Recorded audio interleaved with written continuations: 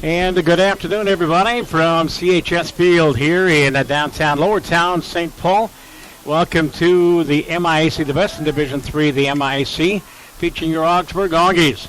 It's baseball today. It's sunshine, not a cloud in the sky. April Fools? No, it is gorgeous. As the Auggies taking on the Hamline Pipers to begin the conference season. Your Augsburg Auggies coming in with a record of 12 wins and 8 losses.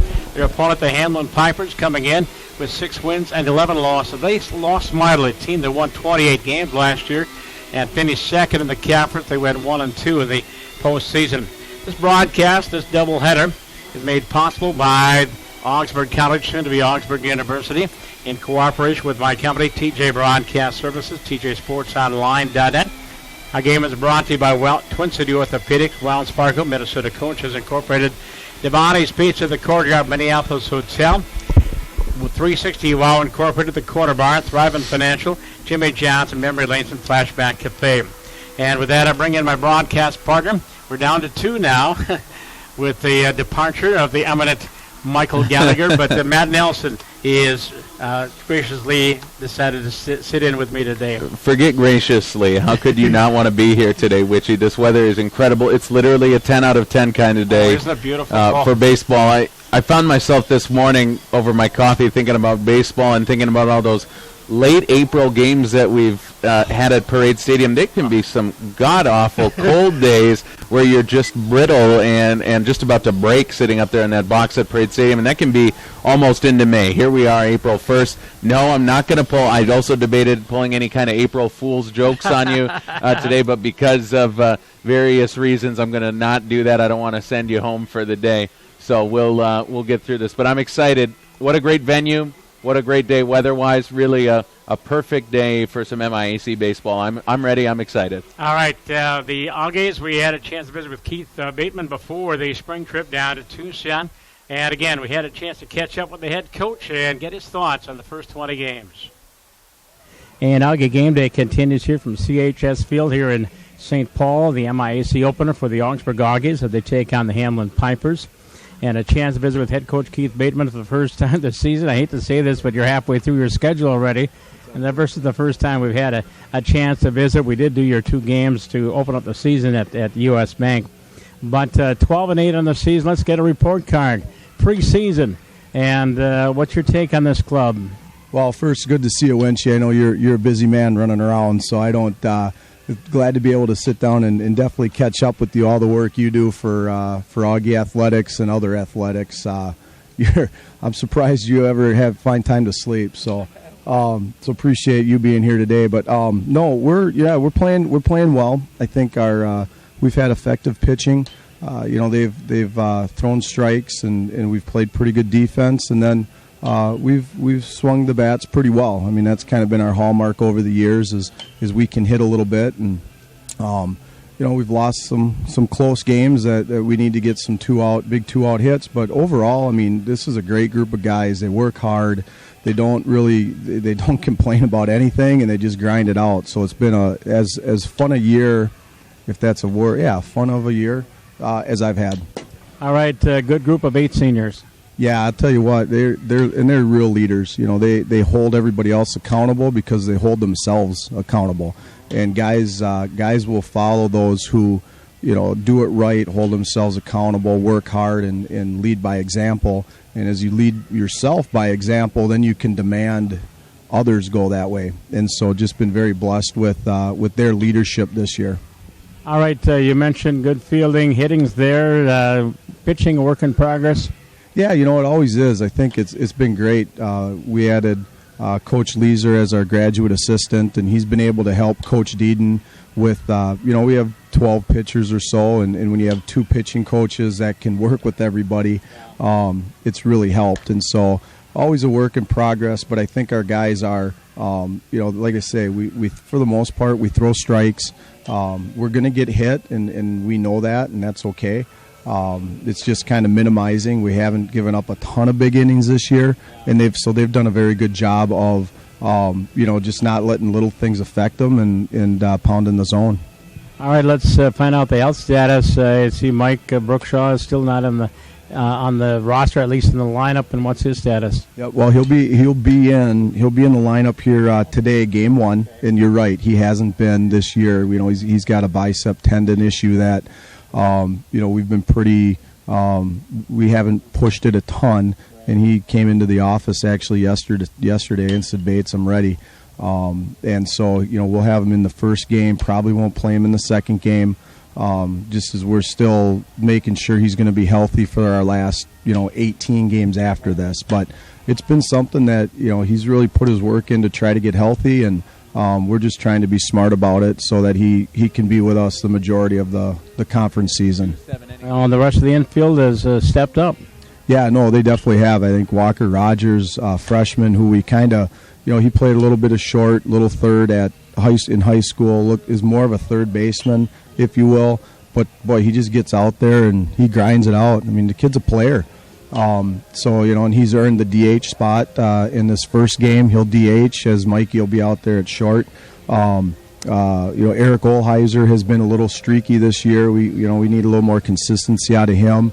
And Clayton Bodine has played really well at second. And then we'll have a freshman behind him defensively if Clayton has to come in and pitch today. So it's just, again, they're working hard. They put in so many hours, and Coach Stomberg is a pretty demanding infield coach. So it just benefits everybody. I want to get back to the Brookshaw bloodline. I watched the state basketball. Okay, I'm going to have to cut it off there because Bates and I both agreed there might have been an NCAA recruiting violation, talking about a young man out of Prescott High School, talking about the third of the Brookshaws. Saw him play in the state high school basketball tournament. Prescott lost a tough game in the championship of their division. And with that, we're back here live at CHS Field. Again, Matt Nelson, usually Tom Witchin. Tom Ritchie's on camera. And nice to have you along. Thanks to Sean Aronson and the St. Paul Saints. Dave Wright won't be here. They've got the track and field meet going over at Claas Stadium going on today. And so it's a busy day. But, again, the wind is blowing from the left field corner to the right field corner. Game time temperature probably middle 60s there, Matt. Can't beat it. And I want to just get back to this really quick. Let me get this straight. Leave it to you, Tom Witchin. Yes, sir. You're trying to have a nice conversation with a gentleman like Keith Bateman. Yes. And you got to go in and violate the NCAA rules, and he's got to go back in time and whitewash history on your interview. Leave it to you, Witchy, to send the NCAA compliance officers. Right, they'll be knocking at your door tonight about watching that state tournament. Yeah, Bates. That wasn't the bad part. Is Bates said no. Kelly Anderson, Dirk, she'll chew me out for talking she'll about. She'll go down there and smack him around. Let's be real about that. And with the Augsburg Auggies, the visitor again. This is the first of two. First game will be 7. Second game will be 9. And with that, let's bring in my broadcast partner. What's the batting order? Starting lineup for head coach Keith Bateman. All right, Witchy. Well, again, it's good to be back here with you. The starting lineup for Coach Bateman, he's leading things off with the right fielder, Jonesy Bisher, the senior. Red Hebig does the catching duties this afternoon, and he'll bat second. Josh Marlowe, the first baseman, bats third. Zach Bacco, the left fielder, bats cleanup. Mike Brookshaw, you heard it, Witchy. He's back, the sophomore. He's only played a couple of games so far this season. So this is a big one. He came in and he told Bates, I'm ready. He is ready, and he's in the starting lineup, and he'll bat fifth and play short. Eric Olheiser, the third baseman, bats sixth. Walker Rogers, designated hitter, bats seventh. Clayton Bodine, second baseman, bats eighth. And Jordan DeCrook, the center fielder, bats ninth. Once more, Bisher, Hebig, Marlowe, Bacco, Brookshaw, Olheiser, Rogers, Bodine, and DeCrook. And Alex Bootmeister will be on the mound, Bauermeister, for the Hamline Pipers. And Bauermeister, he hails from Champlin Park. He hails from St. Francis of the Saints. And a very good baseball program up there. And for Bauermeister, his line on the season, he has pitched in 5 games, all as a starter. He is 1-1, 23 and a third innings of pitching, 27 hits. 17 runs, 12 earned, 1 walk, 6 strikeouts, and an ERA of 4.63.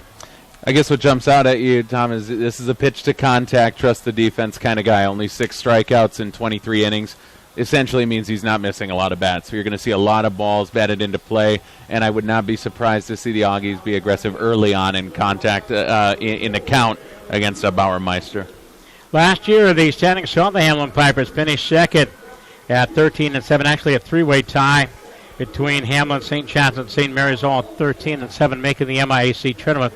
St. Thomas won the conference title by a game, but St. John's won the playoff title. Hamline Pipers with a 28-15 record. They finished 1-2 in the postseason. The Auggies were about 4 games back from making the playoff spot. They finished at 500 and a 9-11 in conference. And the bugaboo for the Auggies last year, Matt, the games that you had a chance to do, we could not sweep a doubleheader. Yeah, it was just Splitsville. Yeah, I know. All season long, and it's a frustrating thing, but it does probably speak to a pitching depth at any given time. You might have those frontline guys who are really performing well. Then you get to that backside of the doubleheader, and you're getting into more of those kind of third, fourth tier guys. And unfortunately, they weren't able to pull a lot of those out. But you heard Bates talking. I'll get this in really quickly here. This year, it's been 2 out hitting, so we'll keep an eye on that today, too. All right, both teams are on the field, and we're going to send it downstairs at our national anthem. The point for our national anthem.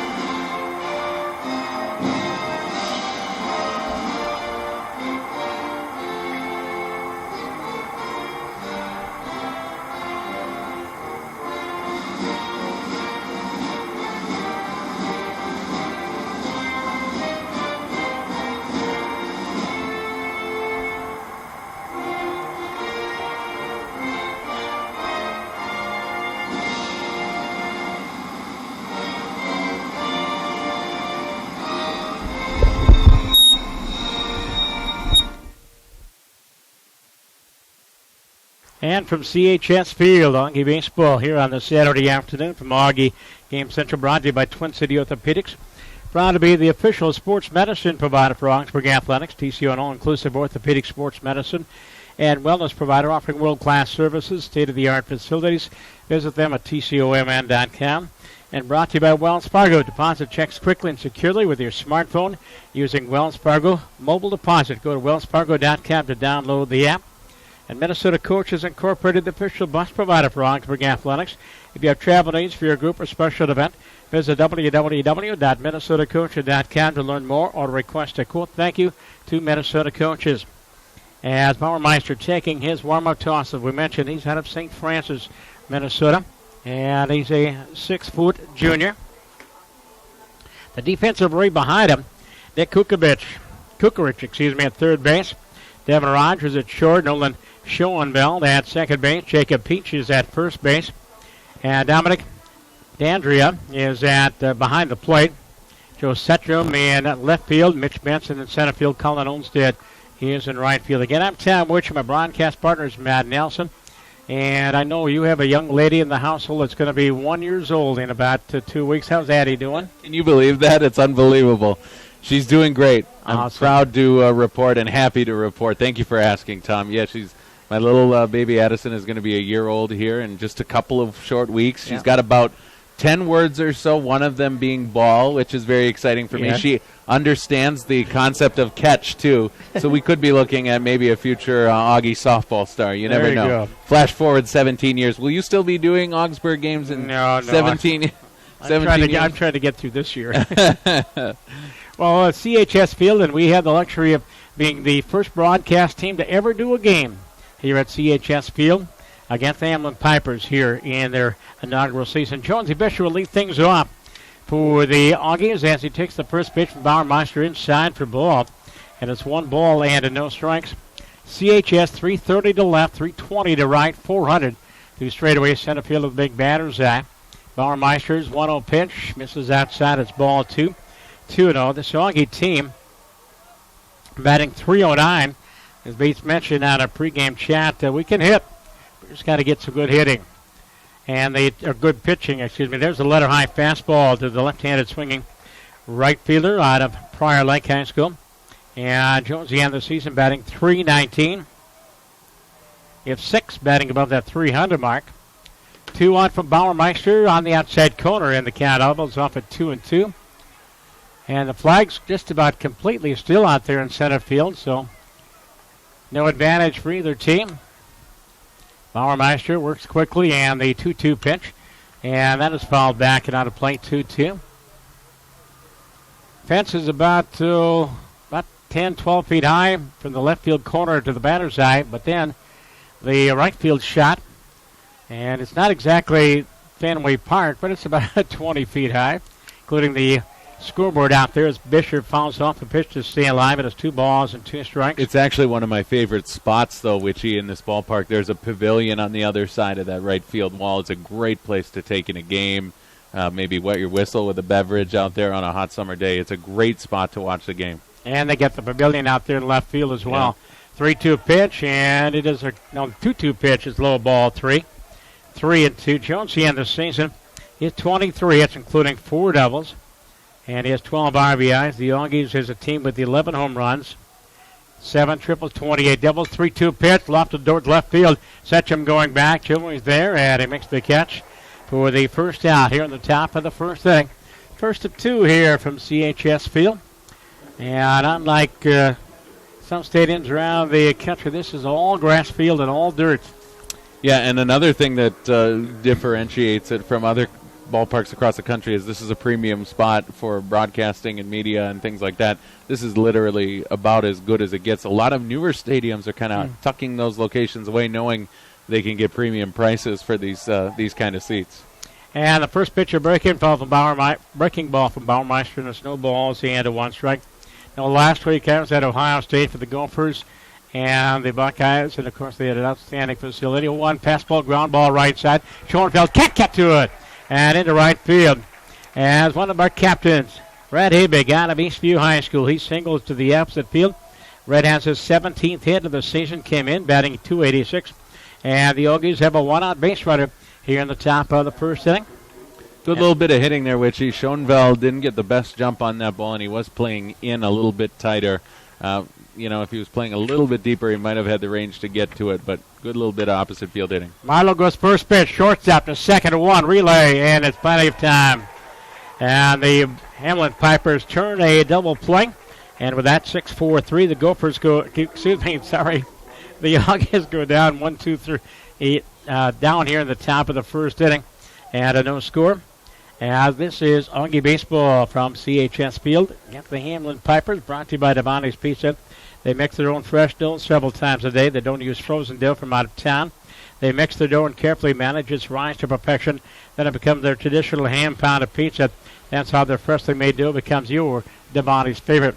And with that, the Auggies taking the field. And on the bump for the Auggies will be Jamie Kay. We'll take a look at his numbers. But right now, Matt's taking a look at the batting order for head coach Jim Wyatt.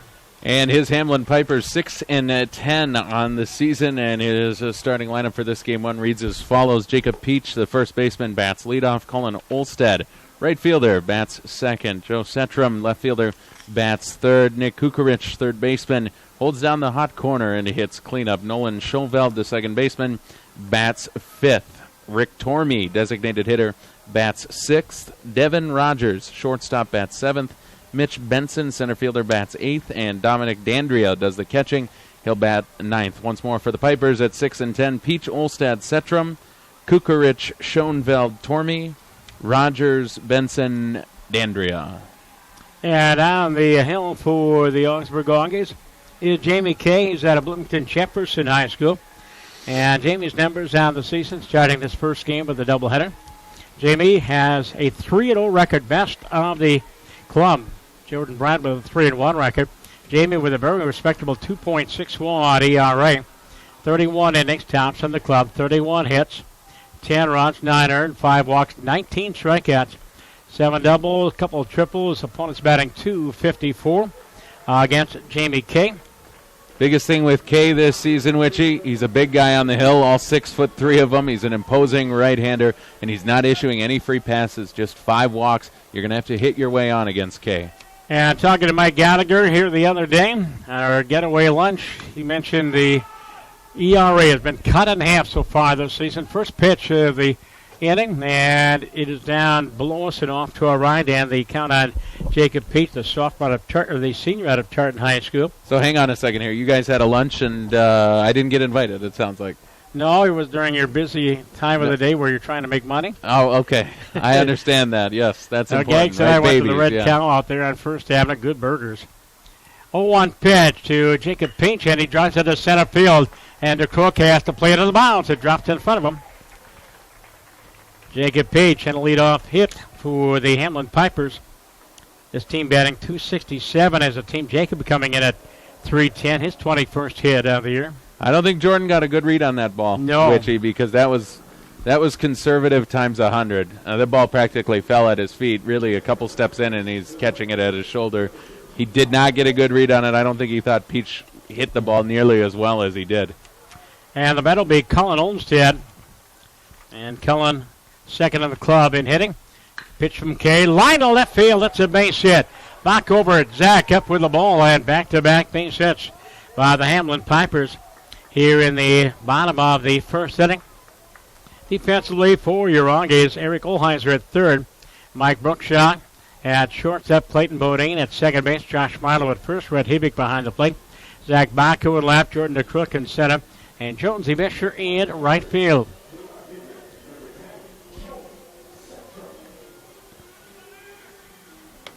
And the batter will be Joe Setrum.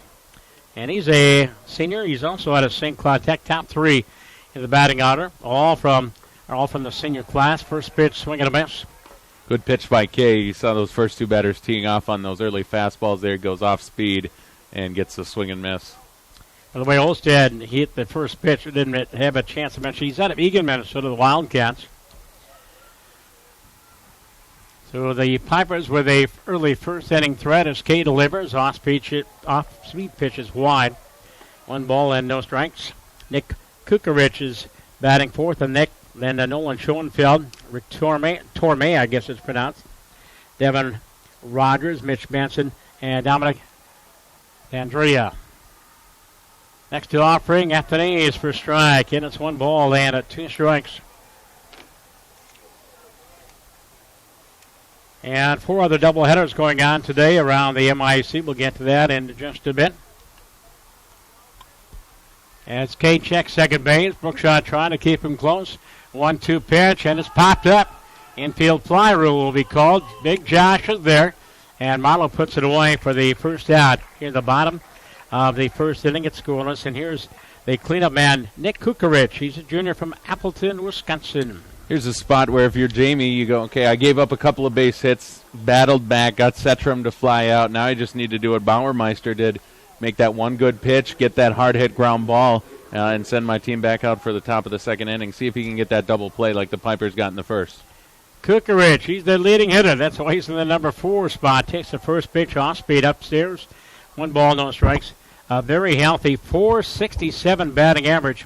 He has 14 hits and 30 plate appearances. He has 1 double. And this young man hails from, as mentioned, Appleton, Wisconsin. He's a junior. First and second, now 1 out. Fastball on the inside corner for a strike. It is 1-1. He can bring it, this K. During the preseason, the Auggies went 12-8. Bethel outstanding 15-3. Carrollton went 6-6. Concordia went 8-7. Gustavus 8-6. 1-1 from Jamie, and it's popped up again. And on the infield, another infield fly rule. And there's Bodine. And Clayton makes the catch. And Jamie is 1 pitch away from getting out a tough jam here at the bottom of the first inning. And he's done it with off-speed stuff. You saw the swing and a miss by Centrum on the off-speed stuff. Now he got Kukarich way off balance on that one, way out ahead of it, and that's why you saw that weakly hit pop fly. So good job by Kay. We've seen that he's got that great four-seam fastball that he can locate, but if he can reliably go to that off-speed stuff, he's very dangerous out there. Batter to second baseman Nolan Schoenfeld. Check swing, and he got rung up again, as you mentioned, off-speed. Time an off-speed breaking ball, and it's 2-1. Nolan is a sophomore from Middleton, Wisconsin, basically a suburb of the Madison area. 0-1 from Jamie, fastball, and it's popped up again, short center. And it is Mike Mulbrookshaw taking charge, and he makes the catch. Good job by Jamie to get out of that one with 3 straight pop-ups for the Hamline Pipers. No runs, 2 base hits, no errors, and 2 runners left on base at the end of 1 inning of 7. Here from CHS Field, we are scoreless. Mention the rest of the standings in preseason. Hamline went, as mentioned, 6-10. McAllister, we'll see them next Friday. 10-6. St. John's 9-5. St. Mary's 9-8. St. Olaf 6-6. St. Thomas we will see at Parade on Wednesday. That is a 2:30 start time. They went 7-8 in the preseason. Doubleheaders going on today. St. Olaf is at St. Thomas, and Gustavus is at Carleton, and Bethel is at St. John's again. Everybody playing a doubleheaders today. The Auggies softball team and Mel's got her team off to 12-6 start after a sweep of Northwestern, and they're at McAllister today to play the Scots in a pair of games.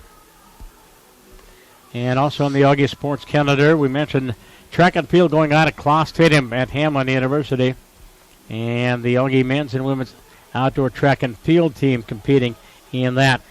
The Auggies coming to bat here in the top of the second inning against Mr. Bauermeister. Quite a contrast in today's pitching matchup. Bauermeister, more of a, I don't want to say a finesse guy, but he's more of a dink and dunker. He'll come in and out, move the ball around, change speeds.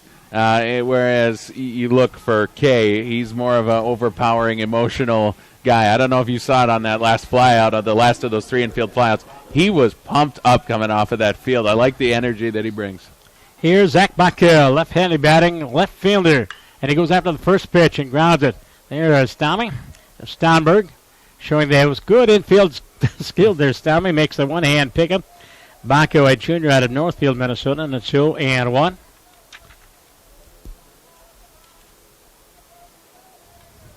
Will be followed by Mike Brookshaw and Eric Holheiser. Swings and fouls off the next pitch over towards the first base dugout, occupied by the Pipers, and it's 0-2. Zach leading this club in hitting at .378. He has 14 hits in 37 plate appearances. He scored 15 runs, and he has 2 of the Auggies' 11 home runs. Big Josh has a couple of them. Pitch misses inside, and it's 1 ball and 2 strikes. And Marlowe has a couple, and Crook has 1. Jack Duffy, Big Jack, has 1. Take that back. Eric Holheiser has 4. A third baseman. 1-2 pitch, and it's in the dirt. Good stop by D'Andrea. And it's 2 balls and 2 strikes. This field in great shape, considering the Saints don't start practice for about 5 weeks. They've got a 10-day preseason, and they begin games on May 15th. Up and away, the next pitch, Baca at 3 balls and 2 strikes. Dr. Sean Aronson, the Director of Media Broadcasting for the Saints, and Minor League Baseball Announcer of the Year last year. Outstanding award for that young man. 3-2 pitch, almost hit him. It did. It hit him on the right shoulder, and Zach takes first base, and the Auggies have their second base runner. And the batter will be Mike Brookshaw. No, I like this, and I think having the grass field, you touched on it earlier. We didn't really finish that thought. I really do think it's fitting of this ballpark. You know, I just think a field turf wouldn't have the right feel for what they were going for, that minor league feel. And the first pitch to Mike Brookshaw, the second of 3. Brookshaw's out of Prescott High School. And the first pitch is taken for a strike, and it's no balls and 1 strike. And it's just, you know, it kind of reminds me of the old field at Siebert Field, their old grass field. Over to first base, hold back just in time. Now, Mike, of course, All-American last year, at least All-District, and he started the season, played in 2 games, but 3 for 5. 600 batting average. Nice to have him back. Throw again, first base, and Baco gets back in time. The Auggies are 15 of 20 in the stolen base department. And the leader in that category is Marlowe. That doesn't look great. Josh Marlowe with 4 stolen bases and 4 attempts. Okay. So 2 on Selective speed, picking his spots. There you go. 0-2 to Brookshire, the sophomore from Prescott, and it's way outside, 1-2. Sometimes there are those guys, though, who aren't the fastest guy on the team, and they're just really good at picking up a pitcher's tendencies, where they really can steal that base almost walking. Albert Pujols does a lot of that in the bigs. Paul Molitor comes to mind as well. Would always steal 20-some bases, and he was not the fleetest of foot. They're over back in time. Softball going on today, and Carleton and Hamline are playing 2 today. And let's see. And there's a pitch out of the strike zone. I'll make sure I'm on the right page here. Yeah, softball, Carleton and Hamline started at noon. Augsburg and Mack at 1 o'clock. Bethel at Gustavus, St. Mary's at St. Kate's. St. Ben's at Concordia, St. Thomas at St. Olaf. Here's a foul off at the plate. Just getting a piece of it was Brookshire to stay alive. And the count is still 2-2 on the second baseman. Actually, shortstop. Played second base. He is a freshman here. Of course, his older brother Billy. Outstanding career here at Augsburg. Bauermeister, more deliberate. 2-2 pitch. Fouled off. And 2 balls and 2 strikes. Take a trip down memory lane. Memory Lane's Flashback Cafe, 26th Avenue, South Minneapolis, 30 bowling lanes. Live entertainment, great food, 2 game rooms. Make for a great time. Visit MemoryLanesMPLS.com for more info. The runner toes off, and it is Brookshire to foul it off as Coach Keith Bateman going hit and run.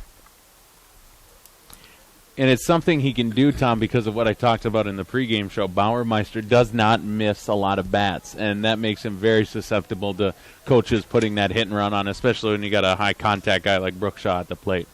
Again, 2-2. Line again. Foul back over the roof. And that'll find East 7th Street. Maybe find a hood or two. Hey, this is the East Side. This is God's country, where I hail from. You could about pick up a stone on third base, and you could about flip it to your backyard from here. Pretty much, yep. 2-2, and a throw to first base, and Baku is back in time. It's quite a view, though. I mean, we're pretty lucky in yeah. this. I mean, you consider MIAC, there's some great stadiums to play in. Hamline, obviously, is Swanky Diggs, Parade Stadium as well. You can't beat that view. Check swing grounder back to the mound, and Baumeister misses it, and to second base, and they throw out the base runner, Brookshire. And I don't know if that'll be a 1-4-3 put at.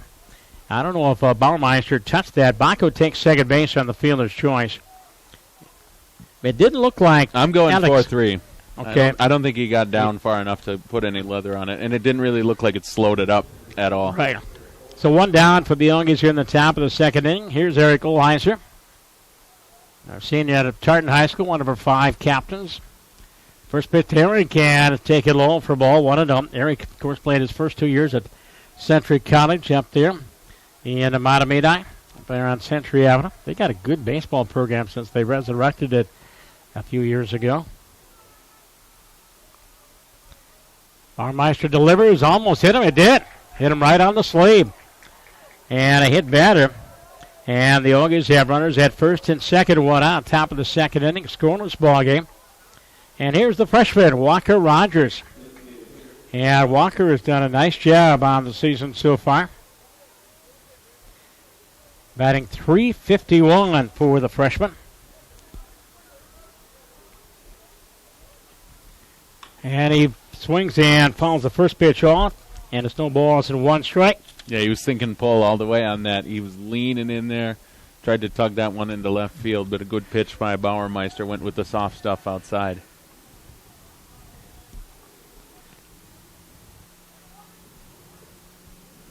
Bauermeister a little bit more deliberate, and the pitch on the outside corner for a strike. And it's 0-2. Walker also playing some infield for the Auggies. He is from Simley High School out there in Inver Grove Heights. Classic Suburban Conference, or Metro East now. Here's a check swing. He went around. And the appeal, and the base umpire said yes, he did go around in the count. And that is strike 3.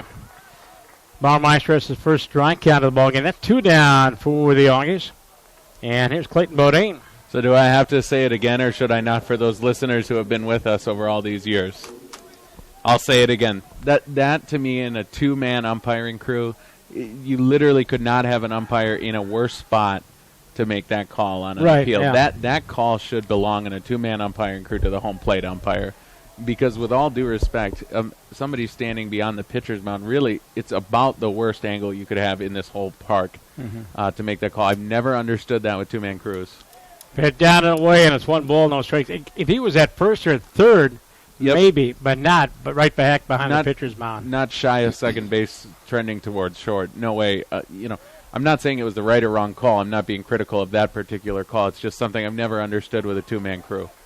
Fastball cuts the heart of the play to Bodine, the sophomore out of Wayzata. Came into this ball game batting 309 with a 21 hits, 68 plate appearances. The Auggies 12-8 during the preseason. 1-1 for Bauermeister. Ground ball right back to the mound. Off the glove of Bauermeister, and everybody's going to be safe. A shot one-upper back to the mound. Bauermeister went off his glove. And Clayton Bodine has himself an infield base hit, his 21st hit of the year. Baco to third. Olheiser to second. The Auggies have the bases loaded for the number 9 man in the order. Jordan DeCrook, our center fielder. And wow. They're calling that one a hit, huh? I'm guessing they do. Yep, they give it base hit. Hit Bauermeister right in the webbing of his glove. Off-speed pitch for striking at 2-1. And J.D. with a .310 batting average, 18 hits and 58 plate appearances. He's played in all 20 of our games. 0-1 pitch, ground ball up the middle. Over forward as Rogers steps in the bag for the force set, inning over. So DeCrook kind of fielder's choice, and that threat for the Auggies goes by the boards. No runs on the one base hit, no errors, and a 3 runners left on base. Inning and a half. It is Augsburg nothing, Hamline nothing. This is Augie Game Day on Augie Game Central. For updates and information on all Augsburg College sports, check out our athletic website at athletics.augsburg.edu. It's updated constantly with all the information, all 21 of our Augie varsity sports. It's your online home for Augie athletics. If it's happening in Augie sports, it's online at athletics.augsburg.edu. I mentioned the Augie softball team. They are in action. We mentioned a 12-6 preseason record. And Gustavus off to 12-4 start. How about our Wildcat? Yep. Colleen's crew, the Wildcat, 12-6 out of the season. Good start. Of course, St. Thomas 13-3.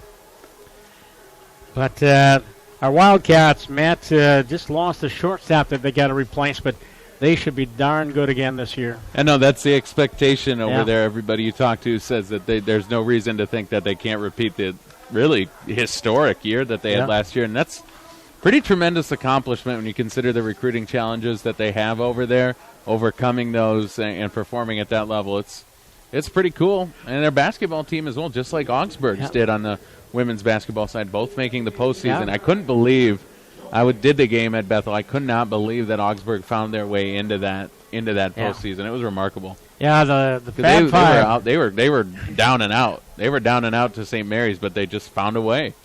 Yeah, the Fab Five. Outstanding performance by our young Augie women's basketball team. Here is Rick Tormey to face Jamie. First pitch off speed, first strike at 2-1. Jamie is Rick is a senior from Oswego, Illinois. As Kay delivers, line shot, left field, base hit. And the Pipers have their third hit of this ball game. Another leadoff man aboard. Here in the bottom of the second inning, here's Devin Rogers, the shortstop. Tormey on the season, that is his 11th hit on the season. Came in batting .314.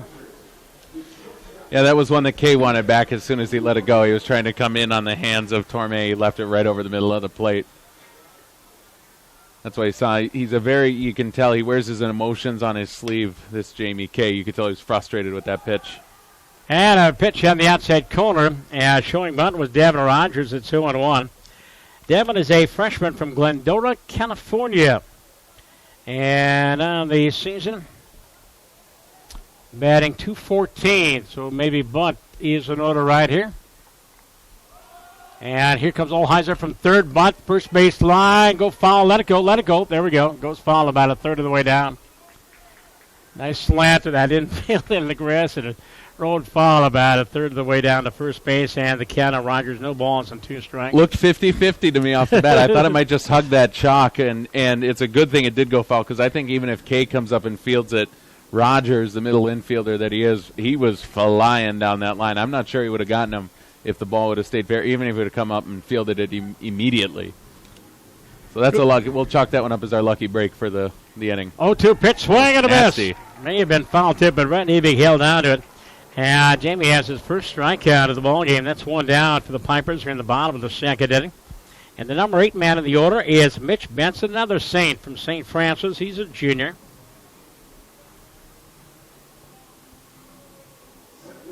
And Mitch looking, let's see, he has 14 hits in 52 plate appearances. Kay's delivery, and it hit him in the left shoulder. And that's the first time a Piper batter has been plunked. Bauermeister has hit a couple. And the Pipers have runners at first and second, one out, bottom of the second inning, scoreless. 3 hit batsmen, and we're in the bottom of the second inning. I don't think I've ever seen that. Is that an April Fool's thing? Is there any way we can tie April Fool's in on that? I don't know. We got to be able to come up with a couple more. Tom, Richie, and Cameron, you got all afternoon to think of an April Fool's joke there, buddy.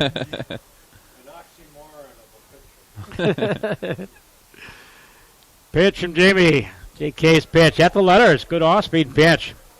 And it's no balls, 1 strike. This is Dominic Dandria, excuse me. Emphasize the second syllable. Dandria played for Paul Ollinger over there at Cretan Durham Hall. He's a senior. 0-1 pitch. Check swing. He held up, and it's 1 ball, 1 strike. Again, Olheiser, Brookshaw, Bodine, and Marler on the infield with Hevick behind the plate. Baco, DeCook, and Bisher in the outfield. This big, wide open. This is a big ballpark. Mm-hmm. Especially up the middle in the gaps. No. Not a lot of room down the lines. Obviously pretty shallow, but it really bends out in right center and left center. You've got 400 to right center, 402 to left center, and a heck of a lot of space between it. 1-1 from J.K. in the dirt. Hevick with a stop, keeps it in front of him. That's 2 balls. He had a 1 strike. That's when you want that outfielder like our old buddy Gary Mariscal running around out there in center field. That guy could cover some ground, Witchy. Gary, of course, on staff, and congratulations. He's now engaged. I saw that. Yeah, he's crazy. Thought he was. Oh, I better not say that. 2-1 pitch, ground ball, could be 2. Brookshot at second, 1. Relay, bingo! 6-4-3. And Jamie Kay gets out of the inning. As for the Hamline Pipers, no runs on 1 base hit, no errors, and they leave 2 more runners left on base. We played 2 here from beautiful CHS Field here in Lowertown, St. Paul. This is Auggie Game Day, audio and video streaming on Auggie Game Central. The Courtyard Marriott, the Courtyard Minneapolis Hotel, impressive with state-of-the-art guest rooms, private meeting spaces, mouth-watering fare at the bistro, conveniently located, featuring a complimentary shuttle to bring you direct to all the Auggie sports action. Visit them at courtyard.com/MSPDC at the Courtyard Minneapolis Hotel. It's a new stay. And owned and operated by an Augsburg alumni. 360 Wow Incorporated, the parent company, several up-and-coming brands in the Twin Cities. 1-800-GOT-JUNK. You move in Shack Shine. If you're looking for a great job, great team, great pay that is near campus, learn more or apply online by visiting 360wowincorporated.com. So 2 innings in the book. I couldn't muster any runs, so we're going to turn it over to Matt Nelson and see if we can generate a little bit of offense here, Matt. Did you say generate offense or be offensive? Yeah, a little of both. I can do either. It's up to you. It's really dealer's choice, Witchy. Well, thank you. And, folks, thank you for spending a part of your weekend with Witchy and I here at CHS Field, Lowertown, St. Paul. And what was that you said? East Side, God's Country? This is God's Country, right? All right, if you say so. 35E and East, that's East Side, that's God's Country. Oh, wow, that's pretty good. Well, my home is a few blocks to the west side of 35E, so I guess I fall on in the demilitarized zone, if you will, when you're looking at God's Country. But no score here, folks, if you're just joining us. Pipers back out. The Auggies will send up the top side of their batting order. Bisher, Hebig, and Marlowe do up against Alex Bauermeister. And this Bauermeister, he's been slippery out there today. Auggies have had some chances. Bauermeister got the double play back in the first inning. and wiggled out of a bases-loaded jam in the second. So we'll see if the Auggies can get some more men on base and then find a way to cross a few across the plate. So Jonesy Bisher will step to the plate. Bisher flew out to Centrum, the Piper left fielder, to lead things off.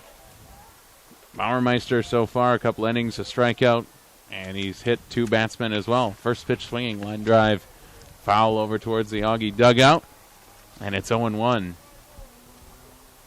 No balls and a strike to Bisher. And the 0-1 pitch, that's spoiled back into the netting, and Bisher falls behind 0-2. Both of these two teams opening up their MIAC seasons. Auggies 12-8. Hamline right now finds themselves in the cellar of the MIAC at 6-10, looking up at Carleton and St. Olaf. They're both at 500, 6-6. The 0-2 ground ball right back to the mound. Bauermeister knocks it down, and it's going to be a base hit. Another ball that was batted towards Bauermeister. Kukarich couldn't come up. Kukarich couldn't come up with it. And in time anyway, too much speed from Bisher, and they've already put hit back up on the board, but Bauermeister has not had a good day fielding his position. Bisher's on, and Hebig will come to the plate.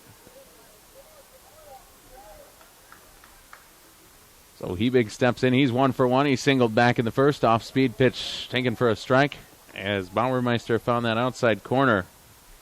Talked about all that room up the gaps and towards center field. But, of course, the dominant description, Death Valley, Parade Stadium.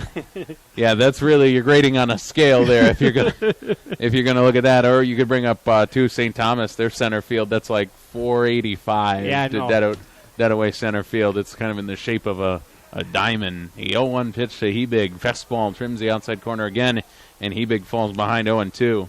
St. Thomas and the Auggies, 2:30 Wednesday afternoon. We'll on-again video stream both of those games right here on Augie Game Central. I'll have them on.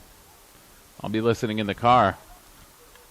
That's right. He's a salesman on the road. The traveling salesman. Taken high. Yeah, you got the Wi-Fi in the car now. So I can do anything. I can listen. I can, through Wi-Fi, mobile Wi-Fi, and Bluetooth technology, I can listen to the Auggies on that 2:30 start. Although that's pretty late for a salesman. And this one skips by D'Andrea, and Marlowe will advance to second base. There's not a lot of space behind home plate here at CHS Field. It's a wild pitch for Bauermeister, and Bisher advances to second, and Hebig is even the count of 2 balls and 2 strikes. That's one characteristic of this field, Tom, that you can tell there was an emphasis to really keep the fans as close to the action as possible. There's not a lot of foul territory up either the first or third baseline. Here's a line drive down the right field line. That's down for a base hit. Marlowe around third. He's going to score. Olstad up with it. His throw to second. On his way to second is Hebig, and he's in there safe. Sliding, an RBI double for Hebig, and the Auggies have scored first. They lead at 1-0 here in the top of the third inning in St. Paul. Red Hebig picking up the RBI. Bisher scoring all the way from second base. And for Hebes, let's see, that is RBI on the season. It's number 10. 10 for the captain out of Eastview High School. Auggies up on the board. As Hebig takes his lead, Marlowe steps in and takes strike 1 from Bauermeister. Good bit of hitting. That's the second time that we've seen Hebig, Witchy, go the other way. His base hit in the first inning was just out of the reach of Schoenveld, the second baseman. This one a double down the right field line. Breaking ball taken outside as Bauermeister misses. And it's a ball and a strike now to Marlowe. 0 for 1. He bounced into an inning-ending double play back in the first inning. Bauermeister works from the third base side of the rubber and misses outside with a fastball. 2-1 now to the senior Marlowe. On the Augie Sports calendar, men's and women's track and field at the Hamline University Invitation. Softball at Mac for a pair, and lacrosse at home. That's where Don is. 2 o'clock start time. As KK's team, very good so far this season. I think they've got 1 loss, and they're taking on Loras College in the Midwest Lacrosse League at Edor Nelson Field. 3-1 on Big Josh. That's normally a hitter's count with a man in scoring position for the big man. 3-1. There's the outside corner with a fastball, 2-seamer, and it fills the count up at 3 balls and 2 strikes. Yeah, we can play armchair umpire from this location. Oh, This is one of the locations where we're right behind home plate. We could call the game if we wanted to. We could put on a mask and a black shirt, and we could do it. 3-2 to Marlowe on the way. That's outside, and Marlowe's on base as he draws a walk. And the Auggies got something going here. Still nobody out. Runners on first and second. They've already scored one here in the third. And Bacco will be the batter, but first a conference on the hill for the Pipers. Yeah, the Auggies have walked. They've been hit twice, and again, 4 base hits. And Coach Troy Bateman coming down the line. Trying to remember, for Bates, this is what, year number, 14, I think I saw. Yeah, I think it is, yeah. 14th season, yes. For Keith Bateman. Troy Deaton. How many of those have you been along for, all 14? I don't know if I didn't. When did we start baseball? About 10 years ago, I'm thinking. Okay. But yeah, I think I've been there with 10. Oh, by the way, I wanted to check. My Gophers, I broadcast also Gopher baseball. And how are they doing? They're in East Lansing, right? Top of the 9th inning. They're playing 2 today. Bad field conditions yesterday in East Lansing. Top of the 9th. That means it's Mr. Wild Thing, Brian Glowicki. Minnesota 3, Michigan State 2, trying to win their 7th game in a row. Wow. Good run for John Anderson's team. That one's taken in the dirt by Bacco. Zach Bacco hit by a pitch, got as far as third base back in the second inning. 1-0 now from Bauermeister to Bacco. Auggies have a real opportunity here, Tom, in the third inning to chase Bauermeister out of this game because he's really been in trouble all 3 innings, and now it's starting to catch up on him here. The 1-0 pitch, swing and a miss, a fastball. Pumped right past Bacco. He couldn't catch up with it. Yeah, the bullpens for both clubs are just over the left field fence down there in the corner. Just short of the picnic pavilion out there. Just a great ballpark. So many great venues to watch from no matter what part of the ballpark you're in. 1-1. Bacco takes strike 2. A ball and 2 strikes now as a fastball clips the outside corner. You like the CHS field. It's really done well. This is very good. I think it's definitely an attraction that people, when they come in from out of town, maybe on business or for vacation in the summer months, definitely a must-see. As this one gets away from the catcher, Dandria, and the runners are going to advance. Pass I ball. would think pass ball for sure. Dandria looked like he had it, and then it just came wiggling right through the old 5-hole, if we want to use a hockey analogy. So both runners advance. Now runners on second and third for the Auggies. First base opens up, and a 2-2 count for Bacco with Mike Brookshaw on deck. Bauermeister, fastball swung on and missed. He struck him out. Big strikeout for Bauermeister as Bacco goes down swinging. Second strikeout for Bauermeister is the first out here in the third inning. And still with 2 men in scoring position, Mike Brookshaw will come to the plate. He's 0 for 1. Brookshaw, a ground out to Schoenveld. Back in the second. Fastball swung on, fly ball down the left field line, drifting foul. And that's out of play. Yeah, the wind has started to pick up and blowing out towards the right center field. But you have the big 20-foot high fence out there, the scoreboard. The video scoreboard dominates the left center field wall. Curveball taken outside, 1-1. And the balls and strikes, the other scoreboard implanted in that right field wall.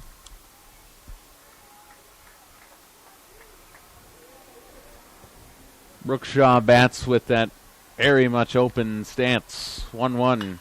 Line drive into left field. That's down for a base hit. Scoring from third is Hebig. Checking in at third is Marlowe. The throw is cut off, and it's an RBI base hit for Brookshaw, and the Auggies lead at 2-0. They've scored 2 here in the top of the third inning. Still just 1 out, and Eric Olheiser will be the batter. And for Brookshaw, in his limited appearance, he is now 4 for 7. Just picking up where he left off last year, and that is his 4th RBI in 3 games. Nice to see him back. 3 hits so far for the Auggies here in the third. Swing and a miss by Olheiser. He's hit by a pitch back in the second. 1 of 2 hits batsman for the Auggies. Bauermeister with runners on the corners and 1 out. Goes to his breaking ball and misses outside. It's 1-1. I hope the Twins are going to be blessed with this kind of weather on Monday against KC. Well, if you believe the forecast, they are. I think it's going to be like this. Swing and a miss. Now, us Minnesotans, we're born and raised to be very skeptical of any forecasting of weather. But it's supposed to be nice. Yep. It's supposed to be like this, 60s and hopefully clear.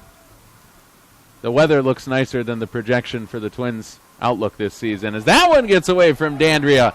Coming in to score is Marlowe. He slides in safely. Throw not in time from Dandria. And the Auggies lead it 3-0 on a wild pitch from Bauermeister.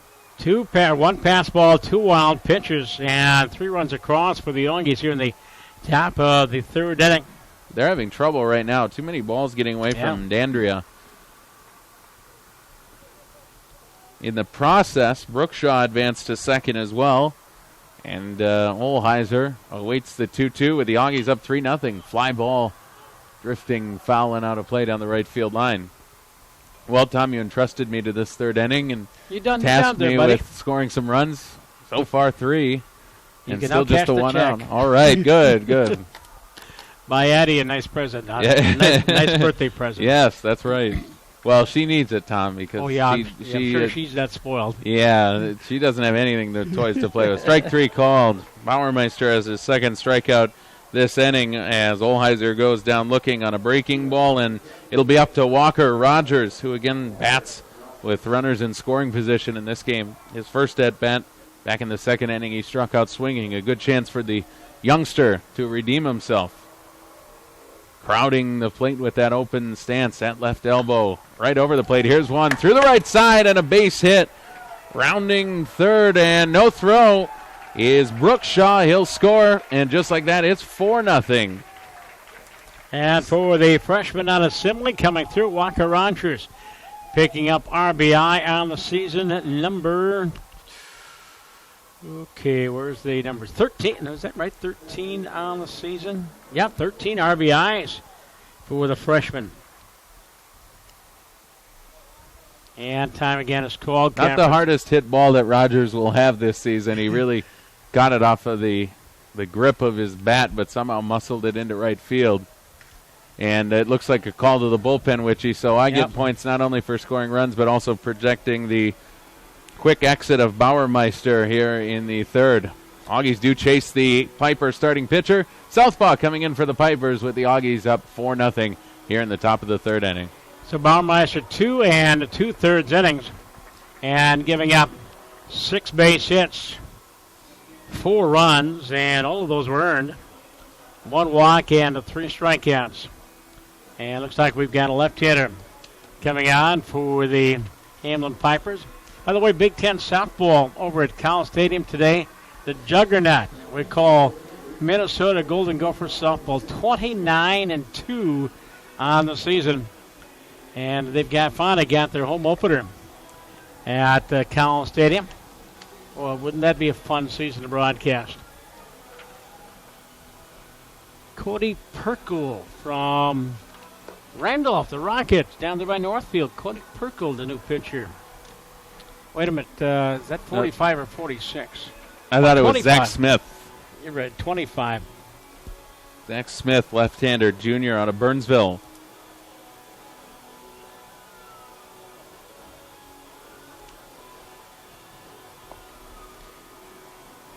And the numbers, and this young man, he's making his 8th appearance, all of the bullpen. He is 0-2, 13 in the 3rd innings, 13 hits, 4 runs all earned, 1 walk, 1 strikeout. Opponent's .270 batting average on the season. And the Auggies chase Mr. Bauermeister here in the 3rd inning and still batting. As Walker Rogers out at first base after picking up his 13th RBI of the season. Bring up to speed on this inning so far. Bisher singled. Hebig followed with an RBI double. Marlowe walked behind Hebig to put runners on 1st and 2nd. Wild pitch and pass ball eventually scored Marlowe, and Brookshaw on an RBI single scored. He scored on an RBI single by Walker Rogers. So RBIs so far for Rogers, Brookshaw and Hebig in this inning. Brookshaw single scored Marlowe. First pitch swinging as Smith sees a fly ball going to short. Right center field, going back for it and making the catch is Nolan Schoenfeld. So Smith comes in. He does get that third out, but not before the Auggies capture the lead. A new score from St. Paul through 2.5. Augsburg 4, Hamline 0. Auggie Game Day, Auggie Game Central here on Auggie. That's right, Auggie Game Central. Remind of our next broadcast will be on Wednesday. It'll be baseball from Parade Stadium at 2:30 will be the start time. Still checking out. We'd like to go over to the Birdcage and broadcast a couple games over at McAllister. Have to check out the schematics over there and see if we can do it. That's an interesting setup for baseball. Yes, it is. You got fences about 30 feet high all the way around, but you can still get balls out of there. Oh, yeah. It is. That one's set up for the big guys who like to hit fly balls. Thing is it's aggravating as a pitcher because you can have a guy totally miss one. It'd be a 290-foot fly out, can of corn type ball, but instead it goes in the books as a home run. And it's aggravating. I'm curious to see here how Jamie Kay is going to come out and pitch in this bottom of the third inning. I think it's critical to get those bats back up there for the Auggies, and he's had a long time to sit there and cool off. So sometimes you see pitchers who teams have a big inning. They come out there a little bit cold, so we'll see if Kay can settle back in. Top of the order coming up for the Pipers. Jacob Peach, 1 for 1. He singled to lead off the ball game. If you're joining us late, we welcome you. Matt Nelson along with Tom Witchen. Good crowd on hand. Burgundy and Gray down the third baseline. Pitch left high to Peach. It's 1-0. Olstad and Setram due up behind the first baseman, Peach. Fastball misses way outside. 2-0 now. Peach, a senior, as he's ahead 3-0 now. 7 doubles and 3 dingers on the season for Peach. And the 3-0, there's a fastball that cuts the plate in 2. 3 balls and a strike now with the Auggies clear of the Pipers 4-0. Auggies wearing the road maroon jerseys. Gray pants, gray ball caps with maroon bill. Pipers, the home whites, trimmed in red. And, there's a 2-seam fastball that found the outside corner. There's a little bit of room on that outside corner right now. We've seen it for both teams, and that's all you could ask for. Consistency. The count's full, 3-2. This is just under Peach's chin, and he draws a leadoff walk. It's the third time this afternoon that the Pipers have had their leadoff man on in as many chances. Yeah, first walk given up by J.K. hits 1 strikeout, and he's given up the 3 base hits, 2 in the first inning. So Colin Olstad will be the batter. Olstad, he singled into left field back in the first inning. See if Kay tries to come inside again. Now this one's in the dirt. Good job by Hebig. And we're seeing just how much the fundamentals of those first 2 spots on the diamond count defensively. We saw Bauermeister have all kinds of trouble fielding his position, and we've seen as well Dandria struggle to block balls. That time Hebig did a nice job, but this ball's hit very well into the gap in left center field. Over for it to cut it off is DeCrook. On his way to third is Peach. The throw comes in. It's cut off by Brookshaw, but it's a stand-up double, and the Pipers have 2 men in scoring position, nobody out, and Setram will be the batter. A double for Olstad. Yeah, their leading hitter, and he has picked up his 7th double of the year, which is tops in the club as well. Pipers have already stranded 4 runners through the first couple of innings. That ball was crushed, though. Left out over the middle of the plate. Now with first base open, Setram steps in. Kay was in this same situation in the first inning with 2 men on. Granted on first and second, but he got 3 infield flyouts. Wouldn't mind that happening again right here if you were Keith Bateman. He got him to Marlowe, Bodine, and Brookshaw. Pitch on the way. Good little slider action in the back door for strike 1. Kukarich on deck.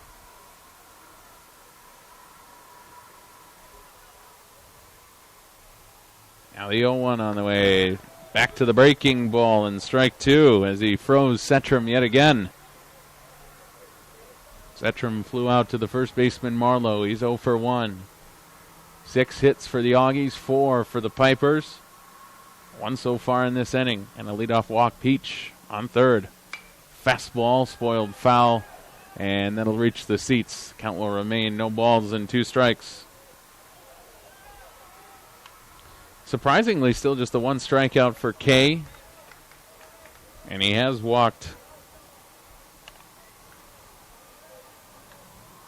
the 1 batter and hit Benson as well back in the second inning.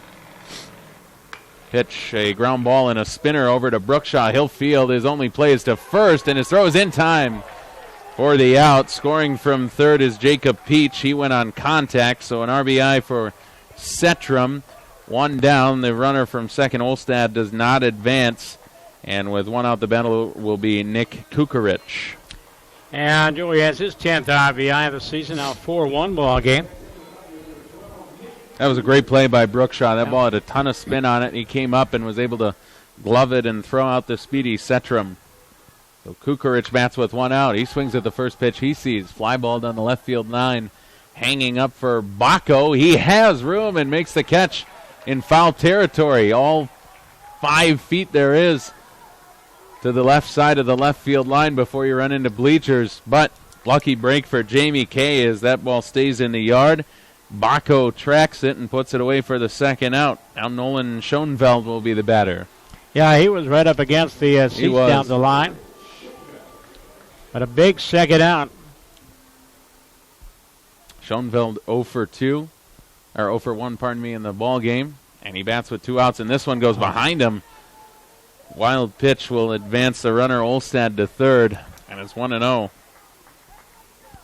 That'll get your attention, Witchy. A big guy like Jamie Kay throwing the ball behind your helmet. If you forgot to have your coffee that particular morning, that'll do the trick just as well. Checking the scoreboard, but nothing in from around the conference. Again, 3 other doubleheaders going on today. St. Olaf at St. Thomas, Gustavus at Carleton, Bethel at St. John's. 1-0 to Schoenfeld. Fly ball. Back of first base. Josh Marlowe goes back. Now he gives way to the second baseman, Bodine, who chases it down and puts it away in fair territory. Nice running catch by the Auggie second baseman. A new score from St. Paul.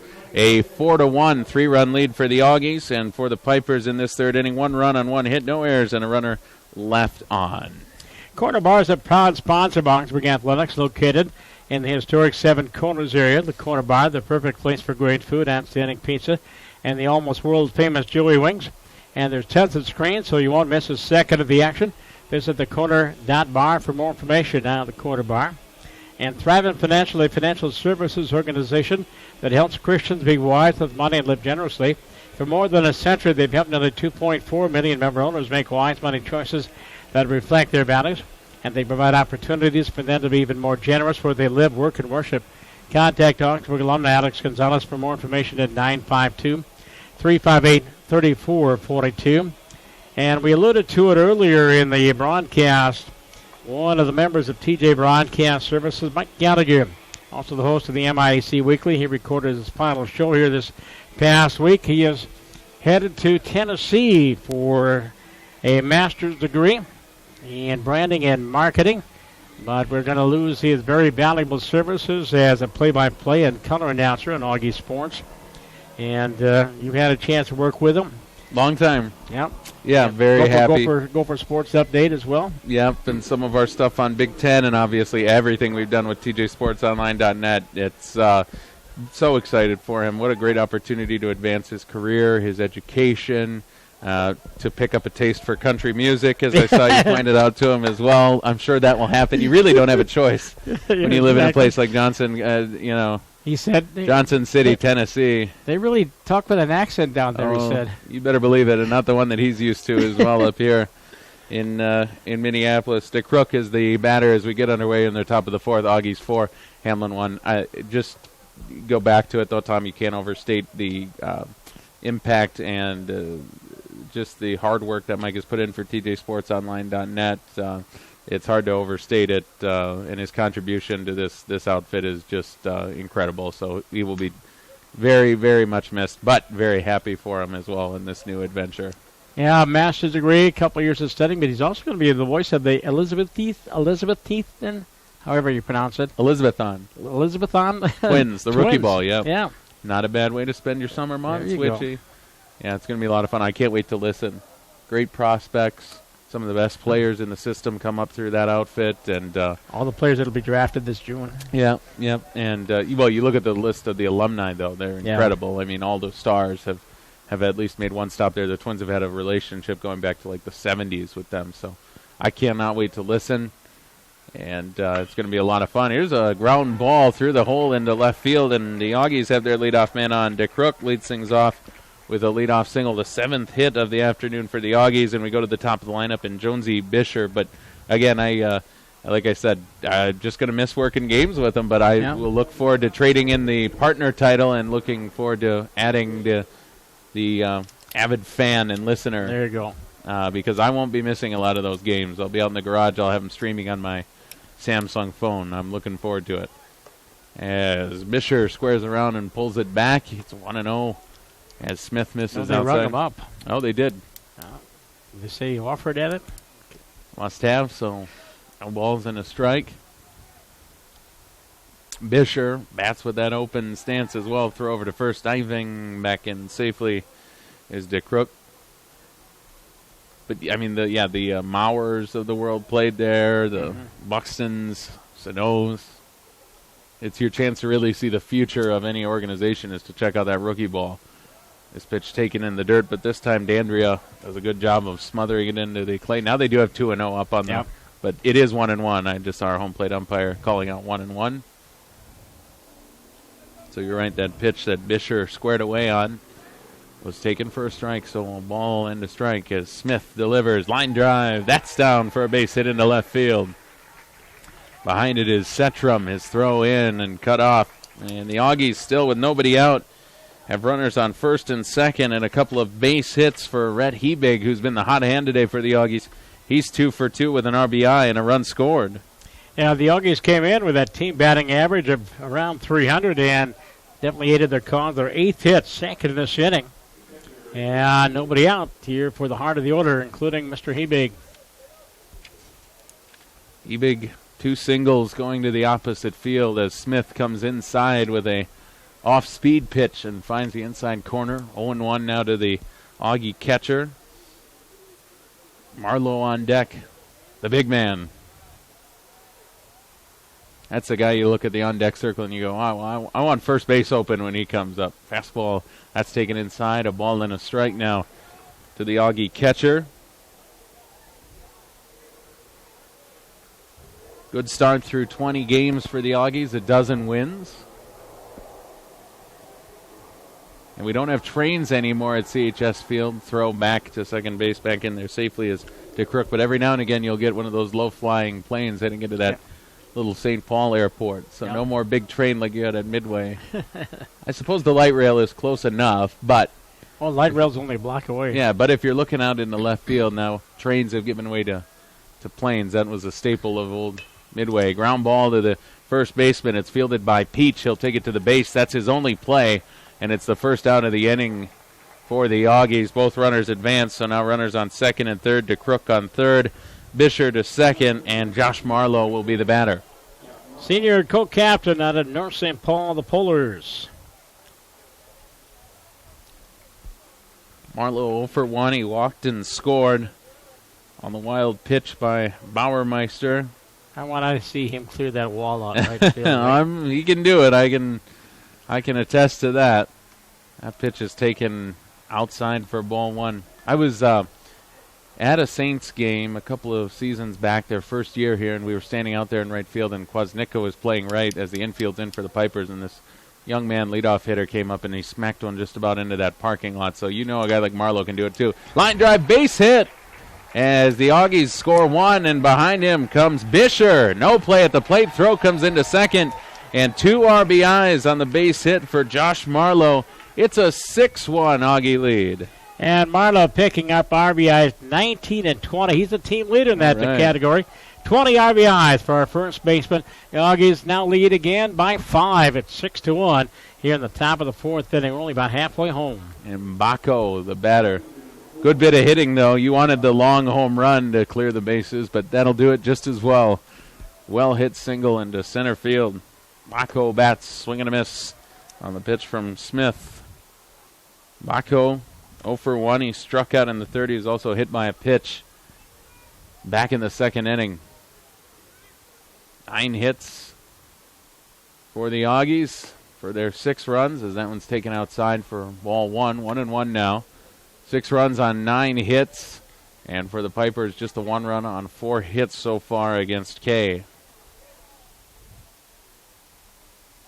And the runner goes early. Check swing, throw down to second, and safe.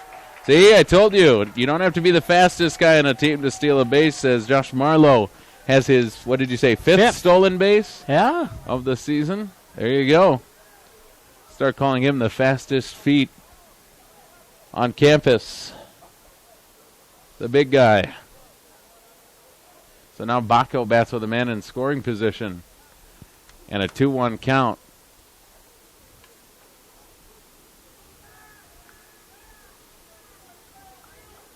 Action, a right-hander loosening up in the Hamline bullpen as Zach Smith has had a tough time in relief of Bauermeister. The delay here is the Pipers want to know the count. It was 1-1, and then the pitch was taken on the stolen base, and they're going to say it's 1-2. Now they're holding up 1-1. I've got 1-1 on my book. All right, so 1-1 it is. The 1-1. Little backdoor breaking ball. Makes it 1-2 now to Bako. Good game for Marlowe out there on second base. A stolen base, 2 RBI, a base hit, a walk, and a run scored. That's a busy 4 innings. 1-2. Fastball spoiled foul, and the count will remain a ball and 2 strikes. I think Dandria caught the worst end of that one, and home plate umpire is going to buy him a little time. We talk about weather. I know the Auggies take on St. Thomas Wednesday afternoon. Doesn't sound very good in the rain department on Wednesday. You got your rain gear ready? Well, Parade Stadium's got a roof on it. I'll bet there's a leak or 2 in there. As another one is spoiled foul. I'm guessing if it's raining hard enough. I've called enough games in there to know that I don't know if I quite trust the integrity of that little press box. You and Don might be sitting under an umbrella. No, you're talking about all the health contributions, but Mike Gelling has also been the PA announcer for so many sports for the Auggies. Including baseball. And softball. For a long time. A 1-2, line drive, fair ball, and a base hit down the left field line. Marlowe with his impressive speed around third. He's going to score, and into second base standing up goes Bako. An RBI double and a new score. It's now Auggies 8, Hamline 1. And Zach has his 3rd double, his 9th RBI of the season. And still only 1 out here in the inning. RBI double. And the Auggies with a couple of doubles and now 30 doubles now in the season. And I said 8, pardon me, 7-1. Trying to give him that extra run. Maybe we'll get it right here. A fastball taken for a strike as Brookshaw steps in. So for Smith, he's faced 1, 2, 3, 4, 5, 6 batters and gotten 2 of them out. It's been a rough showing out of the bullpen for Smith. 0-1. Breaking ball. That's over for strike 2. 0-2 now to Brookshaw. He's 1 for 2 on the afternoon. Jordan Brandt going to pitch the second game, probably saying, you want to save a few of these for me? Not a bad idea, but I'm sure Kay would have something to say about that. 0-2. Fastball taken high and wide. A ball and 2 strikes now. For the Auggies, 4 in the third, top of the 3rd inning. 3 so far here in the top of the 4th for that 7-1 score. Well, lacrosse should be underway at Edor Nelson Field. 1-2 is low, and it evens the count at 2-2. Again, they're taking on Loras College. KK's team, I think, with just 1 loss on the season right now. And I look went to the MIC scoreboard. I don't see any scores posted so far today. Olheiser on deck as that one's fouled back and out of play over everything.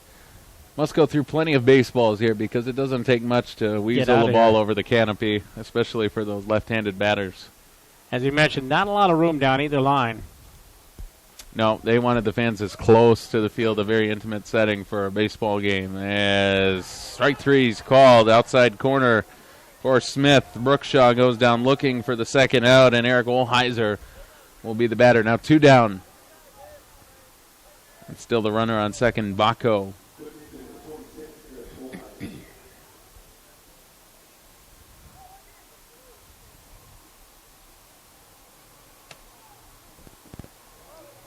Four hits here in the inning for the Auggies. A strike one taken from Olheiser. Olheiser struck out looking back in the 4-run third for the second out. He was also hit by a pitch back in the second when the Auggies threatened but did not score. The 0-1 fastball skying down the right field line, but that's backing out of play. 0-2 now to Olheiser. And your Golden Gophers win again, and I'm guessing Gilly got the win, Lucas Gilbreth, with Mr. Glowicki getting the save. 3-2 the final in game one of that doubleheader in East Lansing. And now 4-0 in conference. Boy, that makes life easy because with the conference expansion that we've seen take place across college baseball, it's not just you're not just playing against 10 teams in the Big Ten now. You're playing against 13 of them. As this pitch taken, throw down to third, the runner took off and he's in there safely. A stolen base for Bacco. No chance for Dandria, especially with the right-handed hitting Olheiser in the box. A stolen base for the Auggies, their second of this inning. And Zach has his third of the year. So now runner on third could loom large with the trouble that Hamline has had in the pass ball wild pitch department. 1-2 now the count, still 2 outs. Olheiser ready, line drive, base hit in the left field. Bacco scores. Now it's 8-1. Auggies clear of the Pipers by 7, and the hit parade continues. The 11th hit of the afternoon for the Auggies. Second of the club on RBI. There's number 15 for Eric. And that could be the end of the line. Here comes Mr. Wyatt. As you mentioned earlier, right-hander warming up with the bullpen for Hamline. Hamline struggling after a 28-win season last year. Just a 6-11 start. We got a pitching change in the break of the action. Ian Ritchie sharing company with Matt Nelson and Tom Ritchie and company here on Augie Game Central. A broadcast courtesy of Jimmy John's, the number one sandwich choice for Augsburg Athletics. Found at Jimmy John's right next to our hotel down there in Columbus. Had that for lunch one day. They're located, though, on the northwest corner of campus across from the Gateway Center. They provide fast delivery. How fast, you ask? I like the number 4, the two of them. Freaky fast. Go to www.jimmyjohn.com to view the menu and hours. That's Jimmy John's. By the way, no, the tuna is the number 3. Turkey's the number 4. And that's the one you like? Yeah. Turkey, I like turkey or tuna. Number 1, I think, is Pepe ham. That's what I like. I like that one. Number 1. Okay. Take a trip down memory lane at Memory Lane's and Flashback Cafe on 26th Avenue, South Minneapolis. 30 bowling lanes, live entertainment, great food, 2 game rooms make for a great time. Visit www.memorylanesmpls.com for more information. I know with the CHS Field now as part of Lower Town, and the number of restaurants and bars down here in Lower Town have exploded exponentially. But I don't know if they have many delivery services. If they did, we'd send Tom Ritchie down for camera for sandwiches. There we go. That got the thumbs up. I think that means you're all clear to do it. Hey, the 8th man to come up this inning again. And who's the new pitcher for the Hamline Pipers? Is that number 24? Brandon Rushmeyer. Champlain Park Jr. Looks like he could play for that good basketball team, which lost that tough championship game to Apple Valley. Brandon Rushmeyer now on the hill for the Hamline Pipers. And Smith still responsible for the runner on first. Eric Olheiser and Walker Rogers will bat for the 3rd time in this ballgame. He's 1 for 2 RBI single back in the 4-run third. Auggies have just as many here in the 4th. Four-seam fastball taken outside. Ball 1-0. Smith and Bauermeister both struggled early on in counts. Both seemed like they were pitching into hitters' counts for most of the afternoon. Now it's 2-0. Another one well outside to Rogers.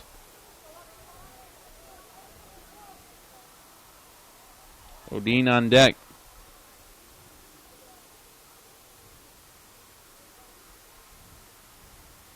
Two outs, a runner on first, 4 across here in the 4th inning for the Auggies. Swing and a miss from Rogers. One got in on his hands from Rushmeyer. So Zach Smith 1 inning and giving up 5 hits and 4 runs so far. A walk and 1 strike. No walks, excuse me, and 1 strikeout. Yeah, his worst outing of his season in his 9th appearance. His strike 2 taken on the outside corner. 2 balls and 2 strikes to the freshman DH. And Rushmeyer appearing in his 6th game, 4th out of the bullpen. 10 2/3 innings. Now the 2-2. That's taken low, and it fills the count up.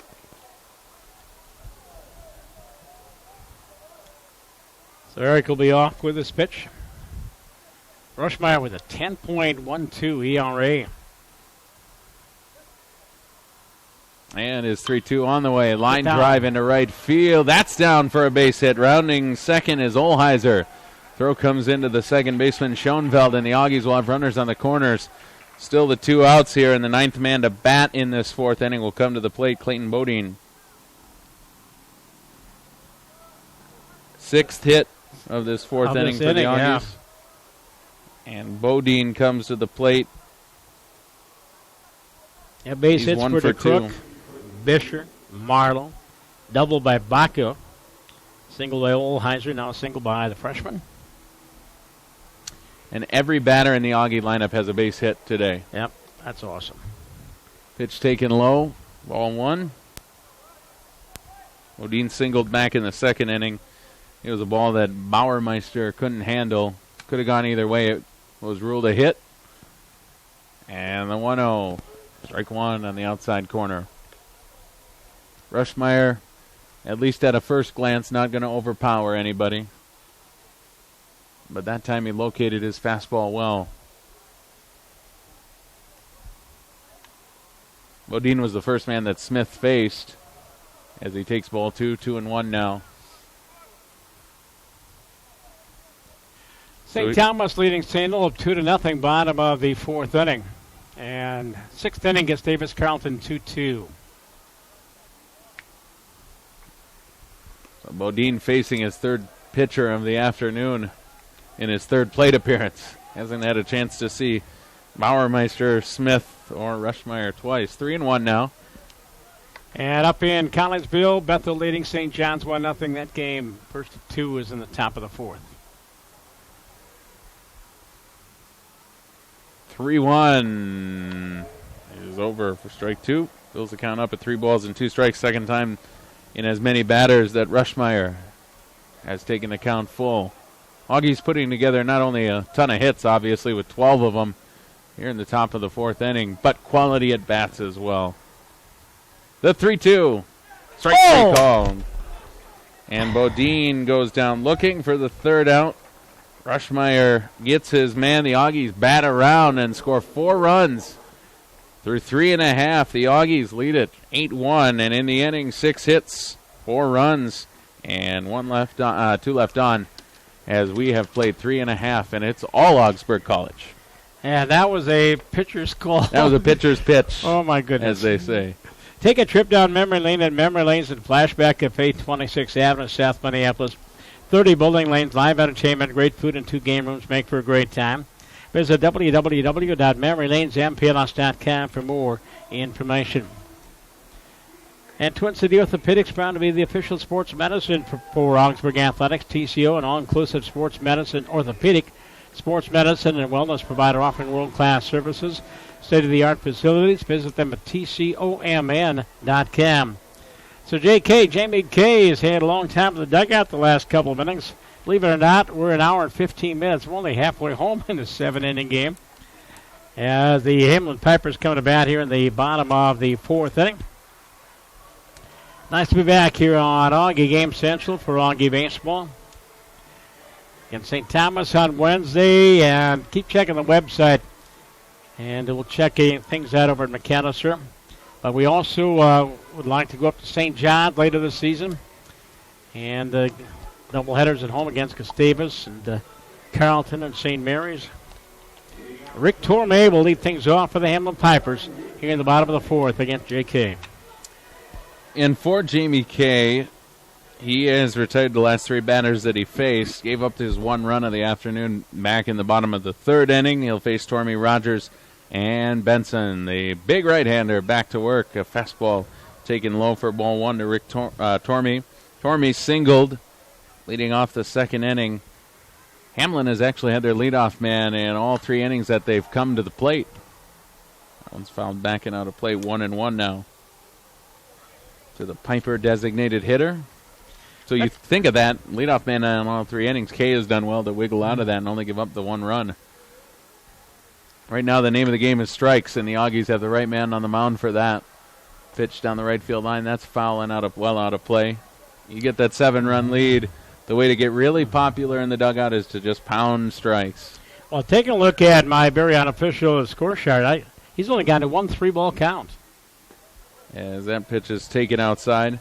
Now, I thought he walked Peach in the 3rd inning. Yeah, that's the only 3-ball count that he went to. And your unofficial official scoreboard is going to have to do because I don't keep balls and strikes on every batter, so that works for me. There's the 3-ball count on Tormey from Oswego, Illinois. Yeah, we're putting that one on you. You put the jinx on. Dribbler up the 3rd baseline, barehanded, and it's a base hit. No throw from Olheiser. Smartly, Tormey runs well for a designated hitter, and he's got an infield single. So for the 4th time in as many chances, the Pipers have their leadoff man on, and Devin Rogers will be the batter. Just had to go blabbing about 3-ball counts, I didn't know. you? You can blame it on me. Isn't it funny, though? Now, you've done how many games? And I'm talking baseball, basketball, football, I've done about hockey. 4,500 games in my You career. think 4,500 games, which is remarkable. But who's counting? Pitch taken outside. But how many times is it that you bring something like that up and it immediately goes against your team? Yeah, it comes back and bites you. Every time. Yep. Every time. It's uncanny. Rogers 0 for 1. He struck out back in the 2nd. He bats with a runner on 1st and nobody out. It's almost uncanny. Yep. It's almost uncanny. It's just happened too many times. Well, I like the showing. There's about 10 or 15 people have decided to heck with the chairbacks. We'll go out to the berm out there in the field. Yeah. That might be where I would set up. Yeah, that's even got some 4-legged fans. Yeah. Ground ball back to the mound, fielded by Kay. He'll throw to 2nd, picked out of the dirt nicely by Brookshaw. The Auggies will get the out there. No relay to 1st. So Tormey is erased on his way to 2nd for the 1st out. Rogers will reach on a fielder's choice 1-6, and the batter will be Mitch Benson. He was hit by a pitch back in the 2nd inning. I think that's where I would go, out to the grass in left field. Now, although I love the pavilion in right field, too. I might be leaning against that railing out there with a thirst-quenching beverage. Benson takes sure, you would have to bring that up, too. One out on a runner on 1st. Kay sees one spoiled, and it's 1-1. Kay working quickly here with this 7-run lead. It's a good feeling as a pitcher when you don't have to sweat every count, every batter, every call, every defensive play behind you. Almost like a car going on cruise control. 1-2 now.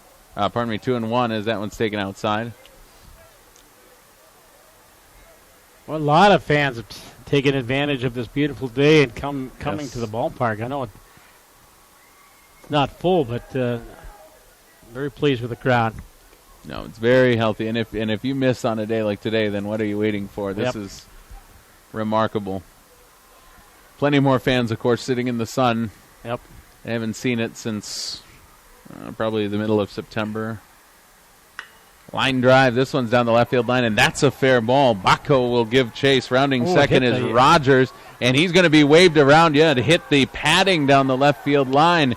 So he's going to come all the way around. From 1st is Rogers. He'll score. It's an RBI double down the left field line for Mitch Benson. The Pipers have their second run of the afternoon, and it is now an 8-2 Augie lead, a 6-run lead.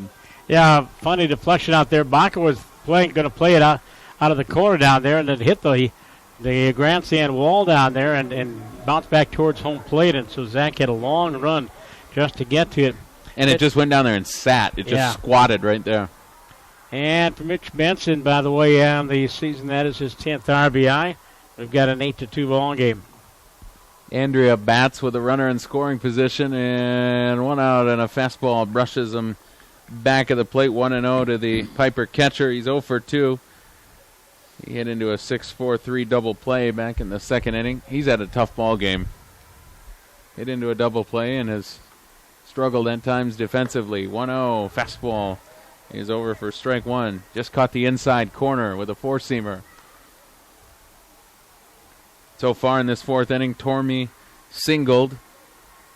He was forced out at second. Rogers reached on a fielder's choice, and Benson, who's out at second base, reached on a RBI double. 1-1, fastball for strike two. 1-2 now to Dandria. Our Augie women, 12-6 in the season. They lead McAllister 1-0 in the bottom of the sixth inning over at Scott Field.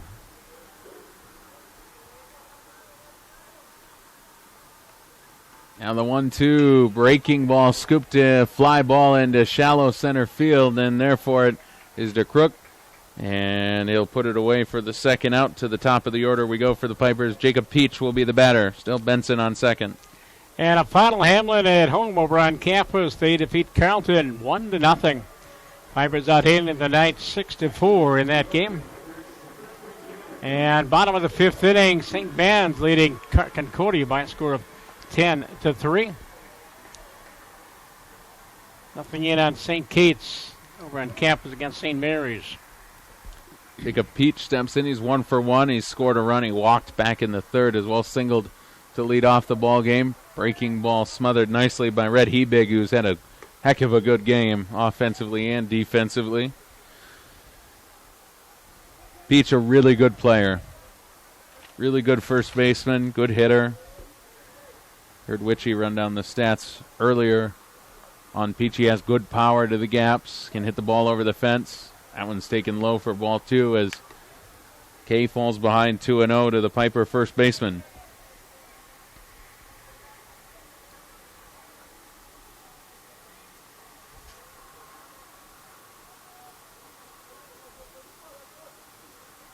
Now 2 balls and no strikes. Kay will step off and will reset.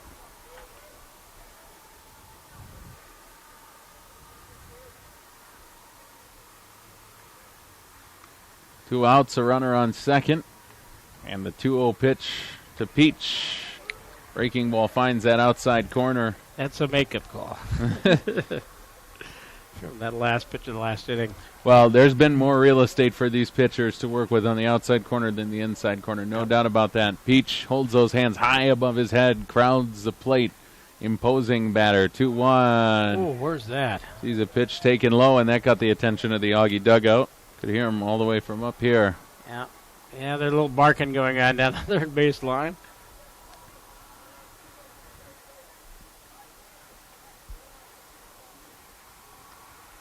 Olstad on deck. Line drive. That's down for a base hit over the shortstop, Brookshaw. Rounding third is Benson. He'll score. No throw as the throw from Baco comes into second base. An RBI single for Peach. He scores Benson. And it's the second run of the inning for the Pipers. 8-3 your new score, and the batter Colin Olstad. Now, Baco, good decision, Tom. He probably could have made a throw on Benson. Benson runs well, though. He's an outfielder, and when you have this kind of a lead, you always, they say, want to throw the ball in front of the runner. So go ahead, keep Peach at first base, and let your man Kay get Olstad out. Olstad, though, has had Kay's number. He's 2 for 2 with a double and a single. He swings at the first pitch he sees. A fly ball for Bisher in right field. He takes a few steps back and catches it backpedaling at the brim of his ball cap and puts it away for the third out. But not before the Pipers chip away at the Augie lead. They score 2 runs on 3 hits, and they leave one on. A new score as the Pipers trail the Augies by 5. It's Augsburg 8, Hamline 3 as we've completed 4 innings from beautiful CHS Field. Our game brought to you by Wells Fargo. Get the tools and resources to help make the most of college. Talk to a banker today to learn more. Visit wellsfargo.com/getcollegeready. Do you have a group that requires transportation? Minnesota coaches can provide you with safe, clean, friendly, and timely charter transportation service.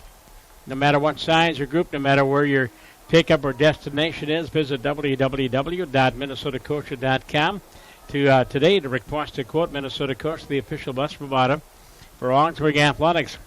At Hamline's Pizza, mix their own fresh doughs several times a day. They don't use frozen dough from out of town. They mix their dough and carefully manage its rise to perfection. And it becomes their traditional hand-pounded pizza. That's how their freshly made dough becomes your Devani's favorite. It's the spring sports season, also that time of the year on the Auggie Sports calendar. Got the annual Auggie Awards. I'm going in on Tuesday to narrate the candidates for the various awards. Of course, the Auggie Awards so popular. And it's either the first or second Monday in April. I'm not sure which Monday it is. Some talented athletes vying for honors. And squaring around a bunt and pushing one foul is Jordan DeCrook. As we get back to work here in the top of the fifth inning, if you're just joining us, we welcome you to CHS Field in Lowertown, St. Paul. Beautiful. Can we still call it a new ballpark? It'll be in its third season of duty. Is this third or fourth? Yeah, this is the third. This will be the third summer of baseball here. You can still call it beautiful. I can still call it beautiful. Maybe yes. Not new anymore, but I can still call it beautiful. I like that. 0-2, DeCrook. Falls behind with the Auggies leading 8-3. Brandon Rushmeyer back out on the hill, and he struck out DeCrook on 3 pitches. One down, and we go to the top of the order. Jonesy Bisher will be the batter. Rushmeyer has his first strikeout in the third of the afternoon for the Pipers. No, he struck out yeah, Bodine. That's right. So he has his second and the sixth by the Pipers. Bauermeister had 3. Smith had 1. Brandon has his second. Good day for Bisher, who takes strike 1. 2 for 3, has scored twice. Scored runs in the third and fourth innings. Auggies batted around in that 4-run fourth inning. Now the 0-1 to Bisher. That's taken low, a ball and a strike. Red Hebig on deck. Third pitcher of the ball game for the Pipers out there right now, Rushmeyer. Came in to get the third out of the fourth inning after Zach Smith really struggled through an inning of relief service. Bottom of 6 down, and Northfield Carleton now with a 6-2 lead on Gustavus.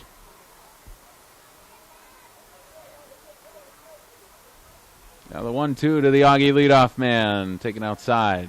Levels the count of 2 balls and 2 strikes. Now, did you do, since this is the home of the Pipers and the Saints, did you do a lot of games at Midway? Oh, yeah. You did? Yeah, both college and high school. 2-2. When the state tournament was there? Yep, that's right. Fills the count up at 3 balls and 2 strikes. I'll always have a real soft spot for Midway Stadium. Yeah. I really enjoyed games there. I'll tell you a great story, too. It's gone now, but the 3-2 fly ball hit well out towards center field, but with a beat on it is Benson. He barely had to move, and he puts it away for the second out. Red Hebig will bat with 2 outs and nobody on. I'll tell you this story. We were in New York the last season of Yankee Stadium, which would have been 2008, in the old Yankee Stadium, and we did a great tour, and it was all kinds of fun, Went out on the field, and the tour guide found out that we were from Minneapolis and St. Paul, and he said, wow, that's so cool. I've got to take a baseball trip there, and we're thinking he wants to come see. At the time, Target Field was under construction. Strike 1 taken from Rushmeyer to Hebig. But he wanted to take a baseball trip here to see Midway Stadium. He had heard so much about it that's where he wanted to travel all the way from New York to see. So it had a reputation, but the CHS field is very nice as well.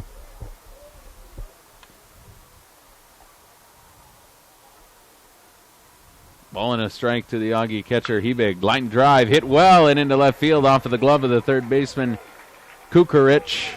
And the left fielder has a tough time coming up with it. Hebig slides head first not gracefully, but safely into second base. And the catcher never slides gracefully, does he? No, never. It's a 2-out hit for the Auggies. They have a man in scoring position, and Josh Marlowe will be the batter. I'm going to say, in the spirit of unofficial, official scoring, I'd say base hit and advancing to second on an error by the left fielder, Setram. That'd be the just the second. Wait a minute. The second double for Heaves. Now they have not put error up on the board, so that means double. So his second double and of the game and his third hit of the day, as the Auggies have pounded out 13 hits. And here's Big Josh. They're pretty tight with the errors over here at CHS Field. We saw a few that Bauermeister escaped, and now here's Setram, the left fielder, avoids one pitch. As Rushmeyer goes to the soft stuff outside, it's 1-1.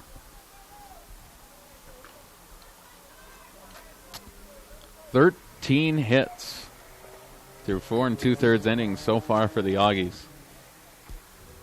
And the pitch swung on and fisted into short left field. Setram coming on, looking up into the sun, and he makes a falling catch and puts it away for the third out. Not quite a diving catch, but falling face first into the sun. A long run for Setram, and he finds a way to catch it for the third out and pick up Rushmeyer. So no runs for the Auggies on one hit, no errors, and they leave one on. And your score remains Augsburg 8, Hamline 3.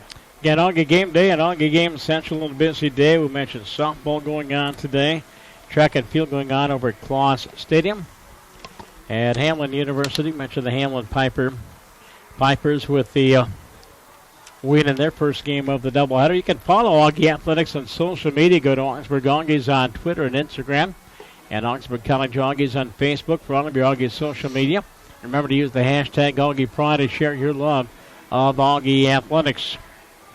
And you can listen and watch more than 130 live Augsburg sporting events online by going to our website at athletics.augsburg.edu. We have live webcasts, 11 different sports during the school year. Our Game Central portal features live webcast along with live statistics of home events. You'll also be able to watch and listen to archived events on demand. Go online to athletics.augsburg.edu and click on the live stats and webcast link, or click the Augie Live link on game days.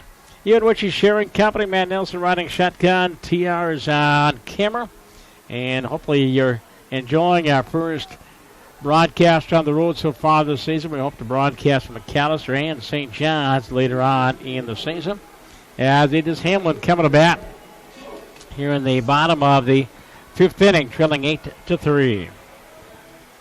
We like that score for the Auggies. Setram made the nice diving catch, falling catch to wrap up the top half of the inning. He steps in to lead things off here for the Pipers, and the outside corner suddenly locked down for Jamie Kay. It's ball one to Setram. Setram, Kukarich, and Schoenfeld due up for the Pipers. 1-0 on the way from Kay. That's high and wide. 2 balls and no strikes to Setram. The middle, the 3, 4, and 5 spots of the batting order, 0 for 6 for the Pipers, and 5 of those outs have been on flyouts. 3 balls and no strikes now. That one's taken high. Looks like the bullpen, at least they're up and stretching a little bit. Jamie, his pitch count not too bad, but he's had a lot of long innings to sit in the dugout. There's a wild pitch, and Olsted is aboard. 4-pitch walk, second issued by Jamie Kay. He'd only walked 5 batters all season long coming into the game. He's walked 2 here this afternoon, and Kukarich will be the batter. He's 0 for 2. He's flown out twice. Yeah, triple header at Edo Nelson Field tomorrow. The lacrosse team will be hosting Wartburg at 11 o'clock. And then they'll set up the outfield fence and get everything set for softball. Oh, wait a minute, I'll take that back. The softball team will be at St. Thomas tomorrow afternoon, 1 and 3 o'clock. Tommy's off to that 13-3 start. The Auggies 12-6. On the season we mentioned, they had a 1-0 lead on McAllister. And let's see if we have an update on that. Bottom of the 7th inning, still 1-0. Can Sammy Anderson make that stand up? Strike one pumped in there by Kay.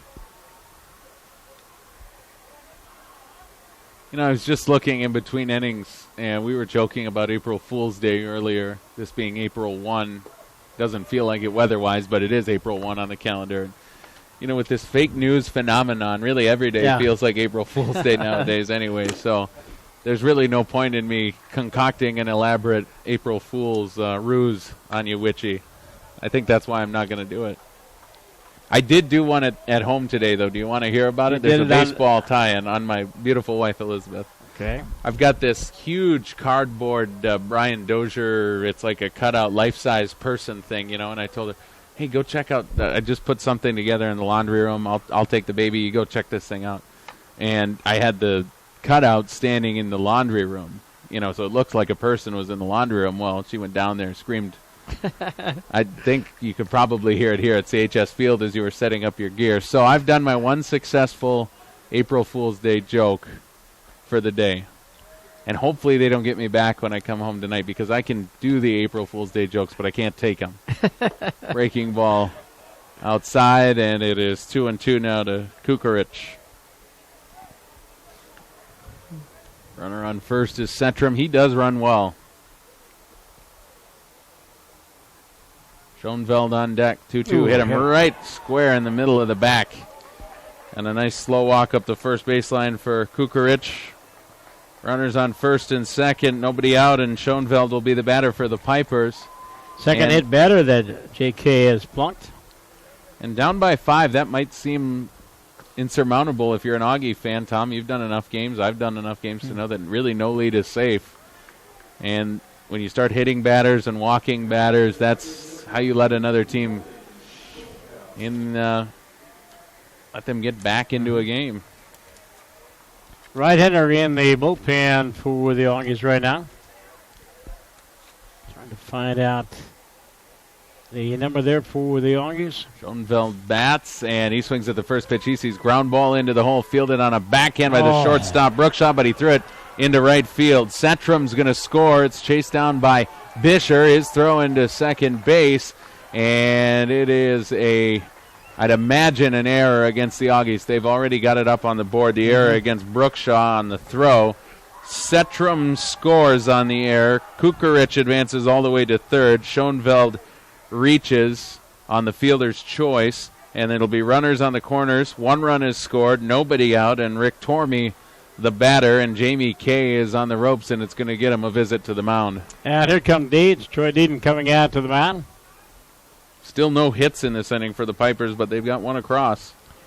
All right, you mentioned Setram is at third. Olstead scored. How did Kukarich get on board? No, it was Setram scored. Hit by pitch, yes. Setram scored. Kukarich to third. Schoenfeld on first. No, you had it right. Pardon me.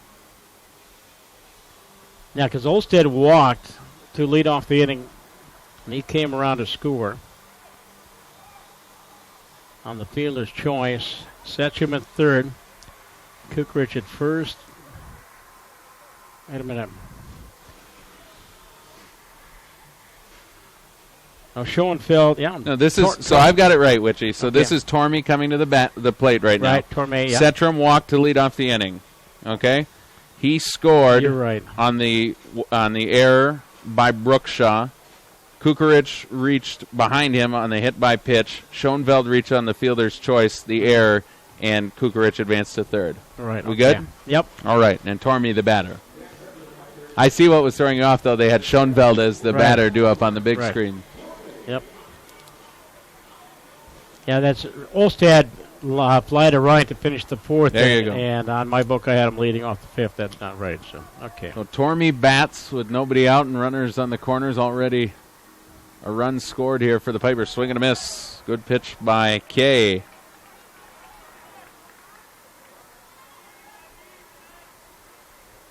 The Pipers, one in the third, two in the fourth, and one so far here in the fifth inning. And the 0-1. That's taken inside, a ball and a strike to Tormey. Tormey, 2 for 2. Couple of singles.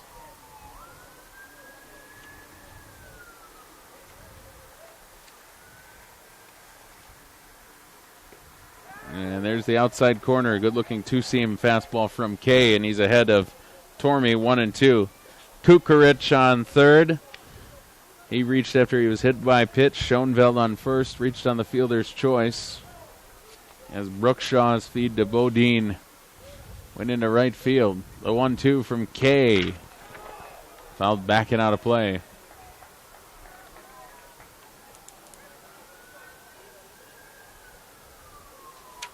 Devin Rogers, speedy shortstop on deck.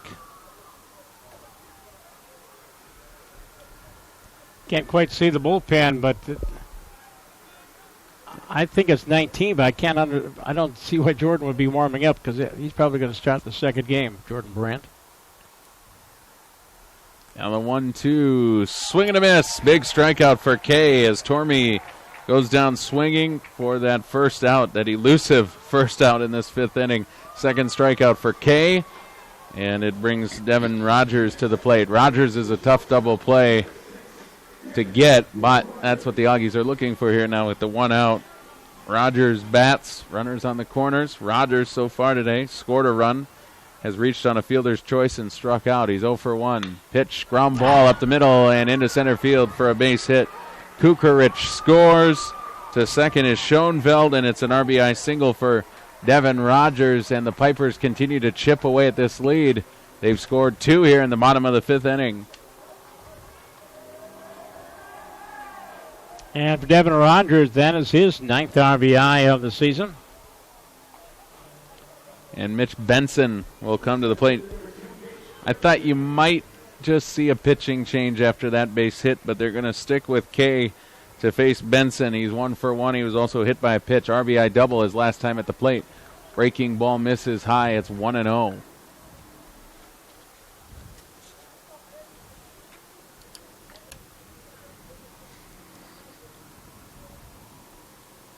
And 23 hits, Tom, in this game. One honored run this inning. And that pitch taken for a strike. Rushed Benson off of the plate, but was called for a strike. We haven't completed 5 innings of baseball, and we got 23 hits. That's pretty remarkable. Fastball. Hour and 45 minutes. That's low and outside. Yeah, I was assuring Tom he has that camera work at a baseball game. I said, oh, yeah, this first game will take about an hour and 45 minutes. And so it's you maybe we 2 can hours blame. for the second 2 hours for the second game, but no, we're going to be here a while. The 2-1. Breaking ball. Yes, that's over for strike 2. 2 balls and 2 strikes to Benson. Jamie needs to complete this inning to pick up the win, which would be his 4th of the year. If we can hold it. And pitch on the way. Ground ball to third base. Olheiser fields on a hop. Throw to second is bobbled, and everybody's safe. Everybody's safe. Olheiser's throw was not a good one to Bodine, who couldn't field it on the hop. And just like that, the base is loaded, and the go-ahead run will come to the plate, and I think it's going to earn Kay an exit from the ball game. And Bates has already signaled to the bullpen. Now they're going to say hit on that. Are you kidding me? That's a fielder's choice. Mm-hmm. Well, we'll mark it as such, but yeah. The bases are loaded. No error against the third baseman Olheiser on the throw. Now there is an error on the board. So 2 errors here in the inning for the Auggies. They'd come in. Defensively had been playing about 98%. In the fielding department, looks like a right-hander coming in for the Auggies while we sort it all out. And again, the Hamline Pipers have the bases loaded, only 1 out, and the lead run at the plate. Devani's Pizza makes their own fresh dough several times a day. They don't use frozen dough from out of town. They mix their dough and carefully manage its rise to perfection. Then it becomes their traditional hand-pounded pizza. That's how their freshly made dough becomes your Devani's favorite. And the Courtyard Minneapolis Hotel impressive with state-of-the-art guest rooms, private meeting spaces, and mouth-watering fare at the bistro. Conveniently located, featuring a complimentary shuttle to bring you right to all the Auggie sports action. Visit them at courtyard.com/MSPDC at the Courtyard Minneapolis Hotel. It's a new stay. And a new pitcher for the Auggie. Jamie Kay goes 4 1/3 innings. Does not qualify the win. He gave up 11 hits and 5 runs. I think only 3 are earned. And the new pitcher for the Auggies, Jordan Brandt. We might have a difference. Obviously, we'll have a different starter in game number 2.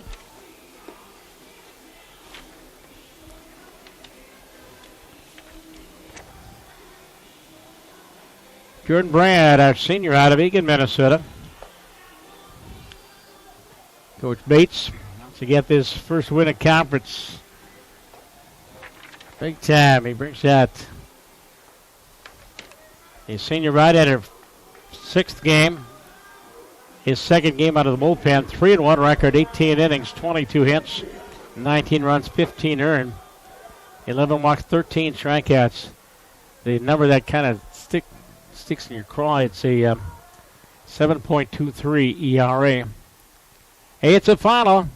Your Augsburg Auggie ladies, they win their 13th game of the year, first in conference. They shut out McAllister 1-0. Both teams having 4 hits. The Auggies had 1 error. McAllister had 2. So game 1 in the book belongs to the Auggies. 13-6, 1-0 in conference.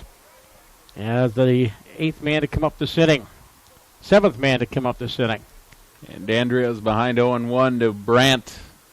And good bite on that breaking ball. Another pitch taken for a strike. It's 0-2. He's got the great breaking pitch. Good Yes, ball. he's got it's a very sharp, not that slow, loopy, big breaker. It's a tight rotation. Good bite to it. The 0-2 count. Bases loaded and just 1 out. Ground ball. This one could be 2. Bodine flips. Brookshaw relay to first in time. What a job. Jordan Brandt comes in with the bases loaded and gets the double play. Second time this afternoon that D'Andrea has grounded into inning-ending double plays, and the Auggies will take a 3-run lead into the top of the 6th inning. Hamline scores 2 more, and your new score from St. Paul, Augsburg 8 and Hamline 5. And for the Hamline Pipers, and they had 2 bad and 1 walk and 2 hit by pitches. Was there any hits in that inning? There was, yes, an RBI single by Devin Rogers. Okay. And so 2 runs on a base hit and no errors, 2 runs left on.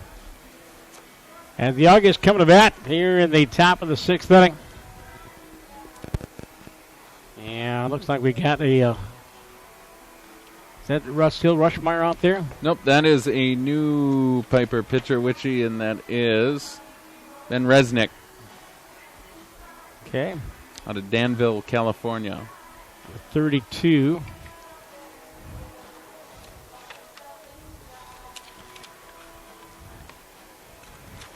Oh, the announcer of record is Matt Nelson. I'm coming out to pick up the save. Hey, you told me to get a couple of runs across. What did I get? 8, 9 of them. Yes, you did. Or 8 of them. Well, yeah, I suppose, yes. Okay. Well, if we really wanted to get technical, then we got 13 of them. Okay. Just 8 of them for the good guys. And so the Auggies will come to bat here in the 6th inning against the young freshman from California, Ben Resnick. He's from Danville, California. And Resnick is appearing in his 6th game, his 5th out of the bullpen, just 10 in the 3rd innings. 13 hits, 7 runs, 5 earned, 4.35 ERA. As Baco will be the batter, Zach will stamp up. Baco, Brookshaw, and Olheiser here in the top of the 6th inning. It is 8-5. 13 runs, 24 hits. Resnick delivers, swing and a miss, off-speed pitch. And it's 2-1. Zach hit by pitch in the 2nd inning. Struck out in the 3rd. He doubled in the 4th inning to pick up an RBI. Also stole the base. So he's 1 for 2, and he pops this one up. Foul territory over towards the first base dugout.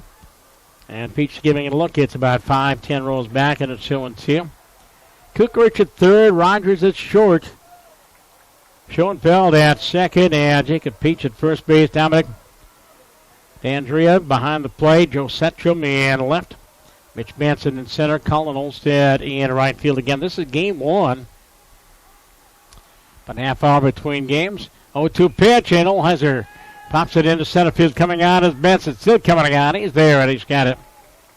Your correction, not Olheiser, but Baco. Here's Mike Brookshaw flying to center field. For the first out, here is Brookshaw. Michael grounded into a double play. Back in there. Correction, just grounded out 4-3 in the second inning. Singled in the third. Took a questionable call, third strike in the fourth inning. So Michael has his fourth RBI. Bats to the left side. Pitch to Brookshaw. Misses outside, and it's 1-1 of the sophomore.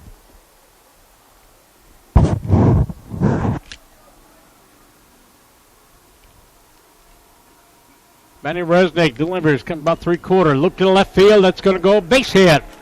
And Brookshaw goes inside out on that swing and lines it into left field, opposite field.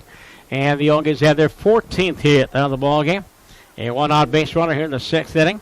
And here's Eric Kohlheiser. One thing that this Augie lineup does good from top to bottom is all of these guys have a good approach about hitting the ball the other way. And you just saw it again that time by Brookshaw. He's going lefty on lefty. That can be tough, but he saw a pitch he could get his arms out in front of and did a nice job just scooping it into left field. And Brookshaw threatened to steal. He draws the throw. Usually about this point in the afternoon, I get at least one or two text messages from Don. See how the lacrosse game is going. Again, Brookshaw, a couple steps off the bag, and Steinberg calls him back. So softball winning, or won the first game.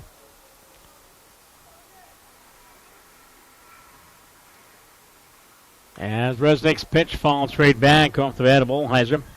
Eric hit by pitch in the second. Struck out looking in the third. And a single in the fourth inning, driving his 15th run of the year. Just second in the club behind Marlowe. 0-1 pitch, line foul down the right field line. It's the facing of the second deck here, and it's 0-2 on the Auggies senior third baseman. Into the Gopher baseball team. Now 4-0 in the Big Ten. They defeat Michigan State in game one, 3-2. Resnick delivers, line drive, caught by the third baseman. They're going to double up Brookshaw. No one gets back in time. And Kukarich, he had to play with Brookshaw, but he just waited too long. Yeah, he hesitated. Line drive, and there's out number 2 in the inning. No, that was a 10-8 double play as Brookshaw was 30 feet off the bag. He was waiting for Peach to get back to first base, but sometimes, granted, you don't want to throw the ball away, but you got to, like a quarterback, kind of lead him back there. Rogers swings and misses at the first pitch. And it's 0-1. Walker with a 2-for-3 day. Singled in the third inning, driving his 13th run. Singled his last plate appearance. Resnick delivers, and fastball on the outside corner, and it's 0-2. So 2 on a runner at first base here in the sixth inning. Game 1 of 2 here from CHS Field.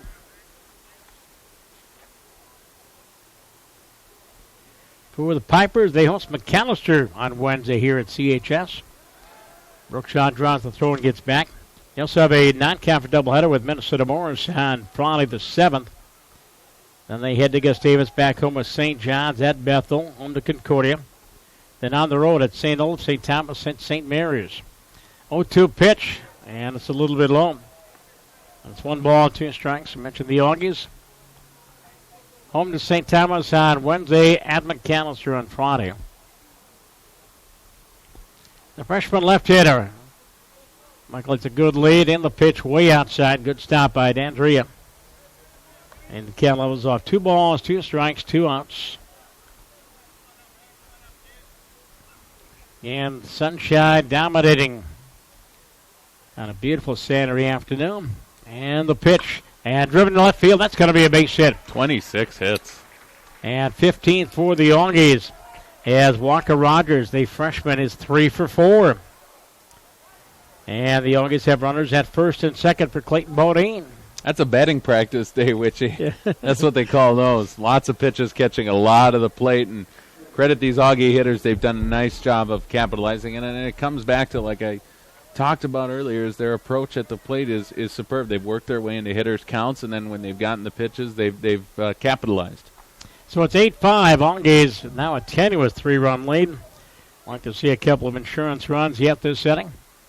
Pitch to Clayton, and it's low. 1 ball, no strikes, with Jordan DeCrook on deck, then back to the top of the order. As Matt mentioned, everybody in the lineup has at least one hit. And 5 different spots in the lineup have scored runs. 1-0 pitch at the knees for a strike, and it's 1 ball, 1 strike.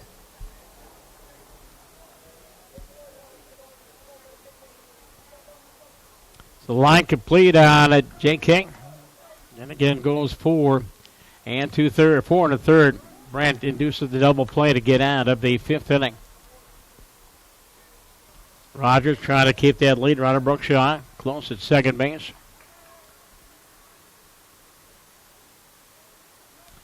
Bates pacing down there in the third base coach's box. 1-1 pitch, swing and a miss, off speed. Good changeup. And it's 1 ball, 2 strikes, and the Auggies second baseman. That good changeup from a left-hander can be so devastating to a right-handed hitter. Modena, sophomore. We got 10 sophomores, 15 freshmen, 7 juniors, and our 8 seniors. 1-2 from Resnick, and right into the fist. That's going to be fouled back and out of play. Off to the right, still 1 ball, 2 strikes. That'll find the street. I need a couple of bounces to get to my car, but was that Mercedes yeah. I saw sitting out there today? That 2-seater, yep. Here's one popped up right side. Going back for his Peach foul territory, and he makes the catch for the final out. The Auggies threatened but do not score. No runs on the 2 base hits, no errors, and 2 runners left on base. We've left runners on in every inning but the first. In fact, we left 9 runners on. We head to the bottom of the 6th inning. Augsburg 8 and Hamline 5. Opening day of the MIAC campaign here from CHS Field. We're broadcasting on Augie Game Central.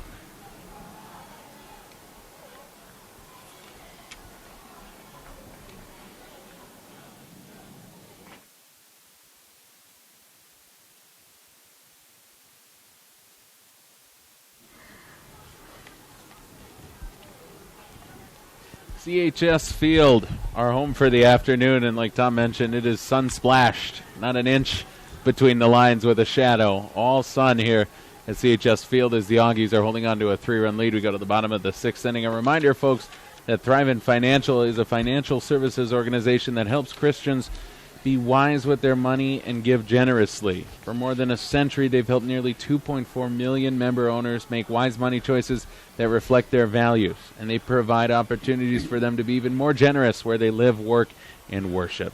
Contact Augsburg alumni Alex Gonzalez for more information at 952-358-3442. And St. has come back with a run. It's 2-1 St. Thomas over there on Cretin Avenue. St. Thomas 2, St. Olaf 1. That's in the bottom of the 6th inning. And it is Gustavus coming back. End of 7. They're going extra innings in game 1. Carlton and Gustavus are 6-6. And the other game, St. John's at Bethel, 2-0 Bethel. That's a final. Ryan Robbie's club, 16-3. Hamline batting here against Jordan Brand in the 6th inning. It'll be the top of the order, Jacob Peach, and then Colin Olstead and Joe Septium. JB making just his 2nd relief appearance. 1-0 pitch, and it's popped up. And Olheiser shading his eyes. There's Brookshaw, and Michael makes the catch. Got a very high sky, so it's kind of tough for those infielders and outfielders. But Peach will pop up for the first out here in the 6th inning. I was just thinking that with this sky and that sun and as high as Peach hit that ball, it was up around his eyeballs, and he holds his hands up there anyway. He's a big, strong guy.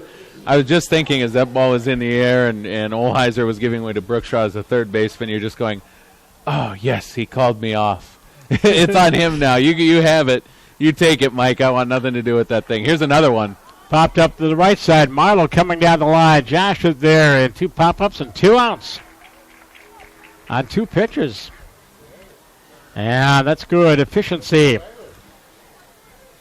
Brandt induced that double play on an 0-2 pitch back in the 5th inning.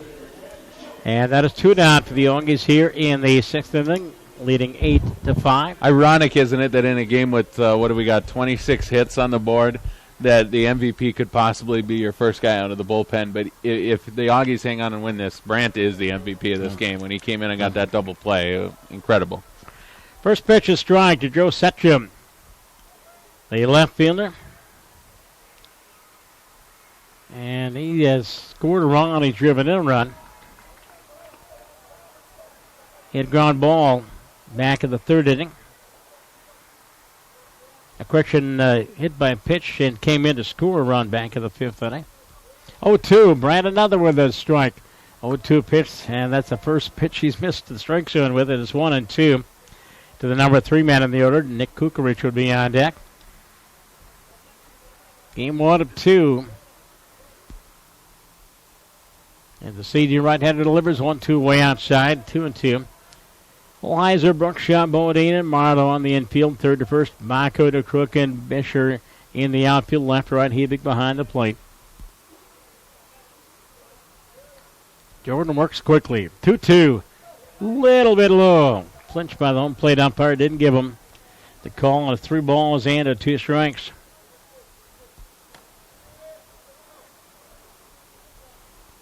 Hamline with 1 in the third, 2 in the fourth, 2 in the fifth. And the pitch, ground ball up the middle, over for Brookshot behind the bag. Fields, sets, throws. Nope, didn't get him. Slowly hit up the middle, and Michael had to come a long way to get to the ball. Plus, he had to throw across his body. He took a couple extra steps getting that ball out, and that's what costed him against a guy like Setchum who runs well. Infield base hit number 12 for the Hamline Pipers. And here's Nick Kukarich. He's hit by a pitch, and he scored a run. Back in the fifth inning, Pipers sent 7 to the plate in the fifth inning. So Bryant giving up his first base hit. JV's pitch, fastball on the outside corner for a strike and a 2-1. Well, we don't have Mr. Piet to anchor the back side of that bullpen. So I'm not sure what the closing situation is right now for the Auggies. 0-1 pitch. Slider misses. And it's 1 ball, 1 strike. Back to save situation. And Dayton Danielson has 2 of our saves. 2 of our 5. Name I don't recognize. 1-1 pitch. Ground ball left side on the charge. Brookshaw. Fields. 1 play first. Throws. Got him! Good pick there by Josh Marlowe, and that came in on 1 hop. As Kukarich grounds out 6-3. And for the Pipers, no runs on a hit, no errors, and 1 run left on. They've left 7 runners on base. We go to the 7th inning. And again, your Auggies with that 8-5 lead. Auggie Game Day with Matt and Tab here on Auggie Game Central. This afternoon's broadcast is brought to you by Wells Fargo. Get the tools and resources to help them make the most of college. Talk to a banker today to learn more or visit wellsfargo.com/getcollegeready. And a reminder to check out Twin Cities Orthopedics, a proud supporter and the official sports medicine provider for Augsburg Athletics. TCO is an all-inclusive orthopedic sports medicine and wellness provider offering world-class services and state-of-the-art facilities. Visit them at tcomn.com. Auggie Game Day. We've got track and field going on over at Klaus Stadium at Hamline University. So Dave Wright, a busy day. But he's got we've got about 6 people up here in the box helping him put the game on. And the Auggie softball team winning. The lacrosse team playing today against Loras College. And a new pitcher for the Pipers, too, Witchy. Is that Resnick? Petrick.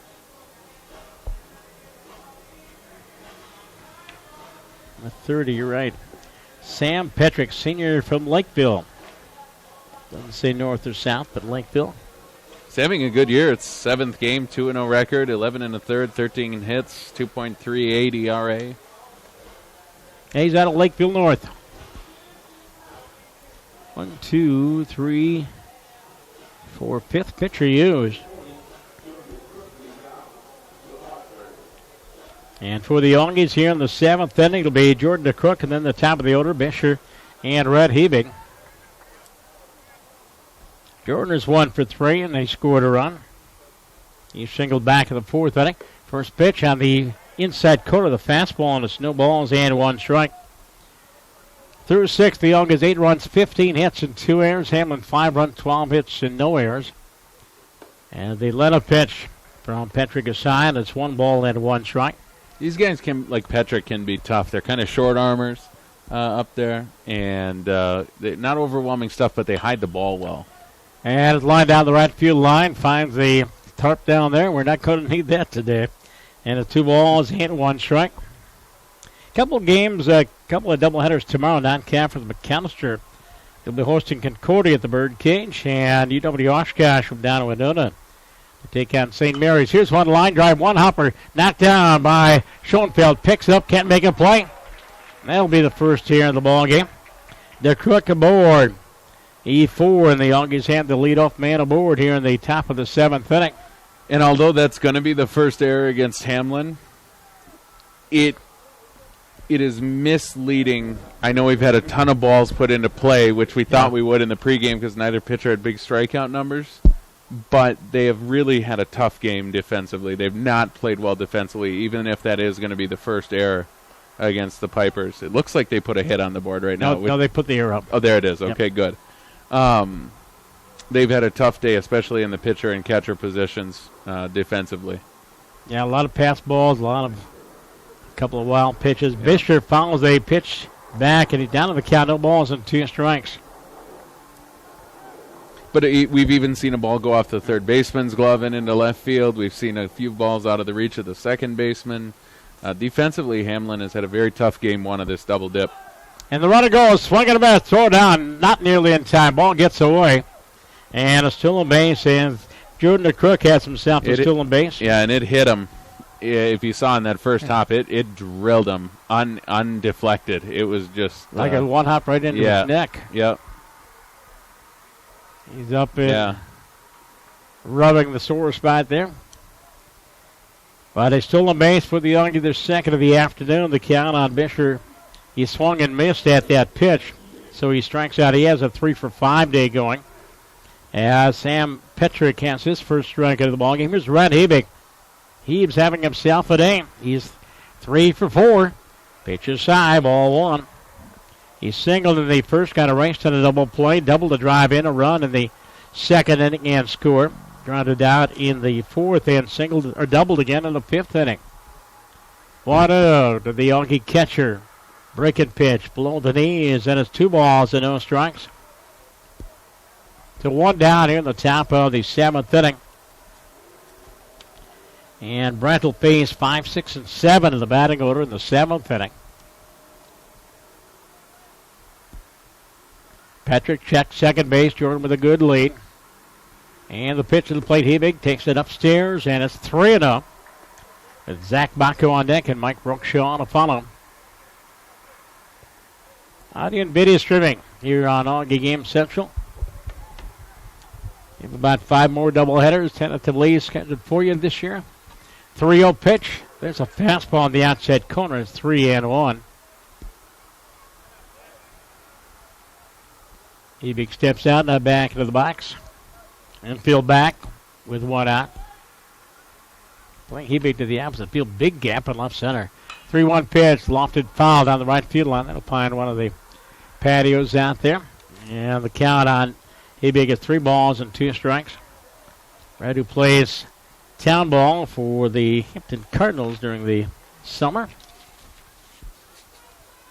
I think his dad is the manager of that team.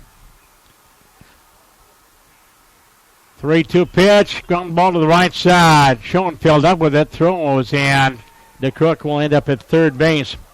Hebig grounds out 4-3. Second out in the inning.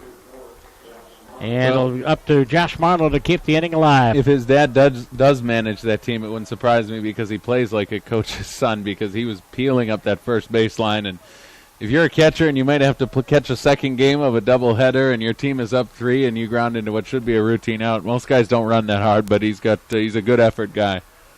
Inside for the first offering to Marlowe. Josh grounded into double play. Went to second on a pass ball. Scored in the 3rd inning. Singled in the 4th inning and scored. And that drove in a run. And he also stole second in that inning. Fly out in the 5th inning. That RBI in the 4th inning is 20th of the year. He's ahead on the count. 2 balls and no strikes. And he grounds on the left side. Over forward is Rogers. Bobbles it. Picks it up. Throws. Not in time. And a base hit. Devin Rogers bobbled it and allowed Marlowe to get down the line. The Auggies have an insurance run. Jordan DeCrook comes in to score to make it 9-5. And field insurance are there, but Josh Marlowe is aboard for the 3rd time today. I would think for sure error on that ball. Yeah, so no RBI. E6, 2 errors in the inning. As a swing and a miss, the home run cut for Zach Baku. Zach hit by a pitch. He has a double for the afternoon. He has his 9th RBI. He has a stolen base. In fact, the Auggies now have 3 stolen bases. A 1 pitch to our left fielder. Breaking ball popped up. Going out for it is Schoenfeld. Short right coming on. And making the over shoulder the catch is Schoenfeld. Baku pops up for the final out. But big run for the Auggies. A run. No base hits. There were 2 errors. And 1 were left on base. We go to the bottom of the 7th. Augsburg 9 and Hamline 5 here on Augie Game Central. Devani's Pizza. They make their own fresh dough several times a day. They don't use that frozen stuff from out of town. They mix their own dough and carefully manage its rise to perfection. Then it becomes their traditional hand-pounded pizza. That's how their freshly made dough becomes your Devani's favorite. And have we reviewed that today? Your Devani's favorite is it one of the pizza? No, the lasagna. It's hard to beat. Lasagna and cheesy bread. Hard to beat. Yes, very. And they've got some good calzones there, too. Yes, they do, and I love their brownies. That's my really? favorite. I've never had. Oh, they're had so those. good. They're so good. And if you're still hungry after that, Jimmy John's, the #1 sandwich choice for Augsburg Athletics. They're located on the northwest corner of campus. They provide fast delivery. How fast, you ask? Freaky fast. Go to www.jimmyjohns.com to view their menu and hours. Jimmy John's.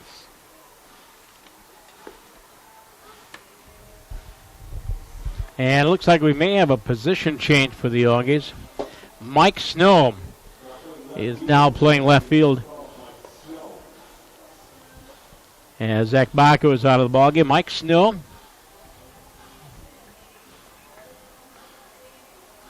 And Mike's a freshman from Corrales, New Mexico.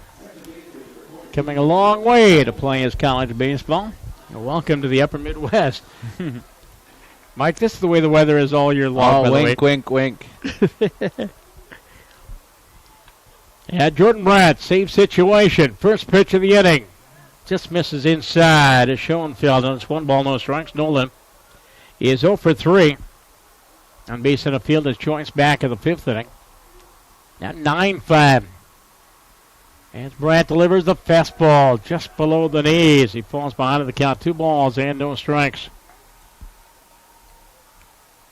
And it's a final. St. Thomas 2, St. Olaf 1 over at St. Thomas. Here's one ground ball left side and into the corner. Gets away from Oldheiser. And Schoenfeld rounding first with a wide turn as Snow gets it back into the infield. And a single for Nolan Schoenfeld. He has his first base hit. The Hamline Pipers have their 13th hit. 14 runs now, 30 hits.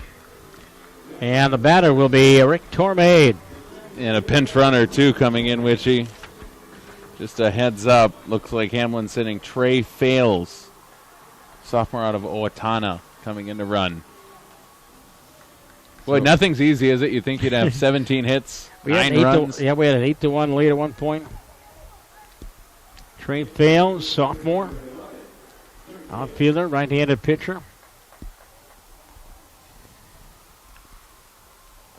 And Rick Tormay has a couple of base hits. Infield would like to maybe turn 2. We've turned 2 already. We've had 2 double plays of the ball game. As Brett delivers the fastball. Spinning out of the way of that was Tormay. 1 ball, no strikes. And they're in the bottom of the 8th inning. Gustavus pushed it on across the top of the 8th. And Carlton batting at the bottom of the 8th inning, trailing 8-7. And Bethel beats St. John's 1-0. There's a strike from JB, and it's 1 ball, 1 strike. Devin Rogers on deck. Little save situation for Jordan Brandt.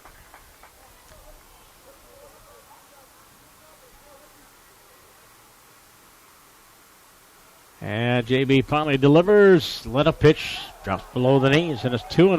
Mm-hmm.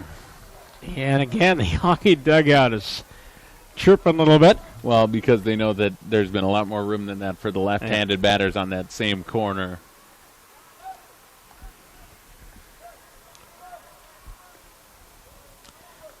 Auggies save situation-wise, what did I say? We've got 5 saves on the season. This would be Brandt's first if he can hold this one down. 2-1 pitch, fouled off of the plate over towards the third base dugout. That'll even up the count at 2 balls and 2 strikes.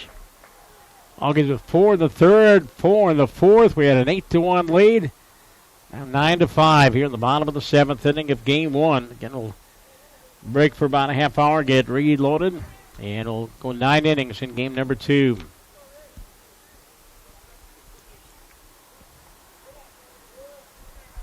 Rick Tormey is their DH. He's a right-handed batter.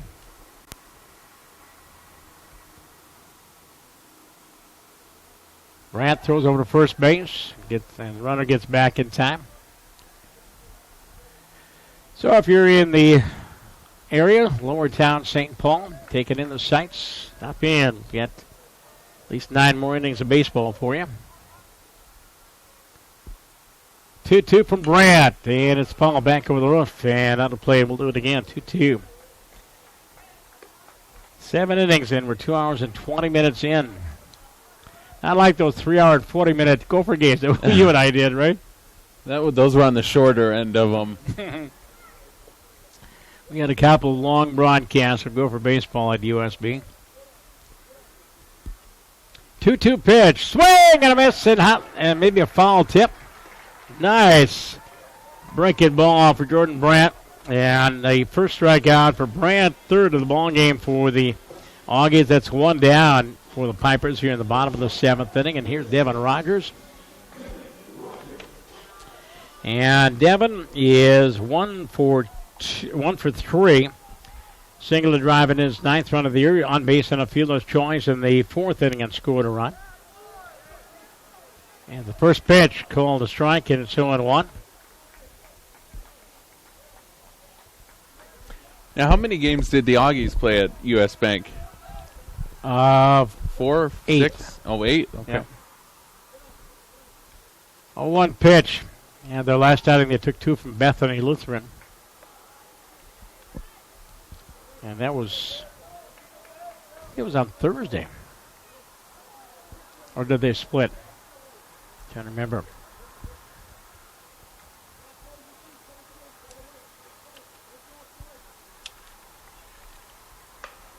And here's one ground to the right side and through. A seeing eye single. And turning second and on his way to third is Trey Fales. And he singled to the right side. Devin Rogers picks up his second hit of the day. And the Pipers have runners at first and a third and whatnot. And that hit was really created by Josh Marlowe, a little slow getting off of the base. He was holding on the runner, Fales, and he was just a little bit slow getting off. It created that opening for that ball to get through. Otherwise, if he comes off of that base hard, probably has a chance to backhand it. We know he's got the speed. We've seen that on the base paths today, but just a little bit tardy coming off of the hold. Here's Mitch Benson, representing the tying run, is now in the on-deck circle with 1 out. Nothing coming. He's the 14th hit for the Pipers. First pitch misses inside 1-0. And it was Bethany Lutheran. The Auggies taking 2 from Bethany Lutheran. That was about 8 days ago, back on the 23rd. So they haven't played for a little over a week. 1-0 the count on Benson. Benson with a double and a run scored and an RBI. And here's one ground to up the middle, and Brookshaw throws home, and it's not going to be in time. Slow grounder up the middle. And Brookshaw fields, throws home, trying to get the run. And the throw not in time. As the pinch runner scores to make it 9-6. Devin Rogers goes to second. Mitch Benson aboard on the fielder's choice.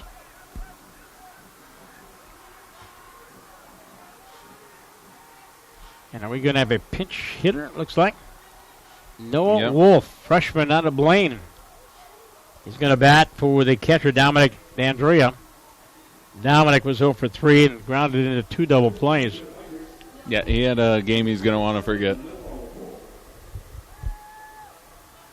What was that? I said he's going to have a game he's going to want to forget. Yep. Those 2 double plays were both in crucial situations. And 2 or 3 pass balls. Yeah, that scored runs. So it's a 9-6 ball game. Line drive, right field, base hit. Rounding third, Devin Rogers going to be held up. As up with the ball as Bishop gets it back into the infield. So Noah Wolf goes after the first pitch.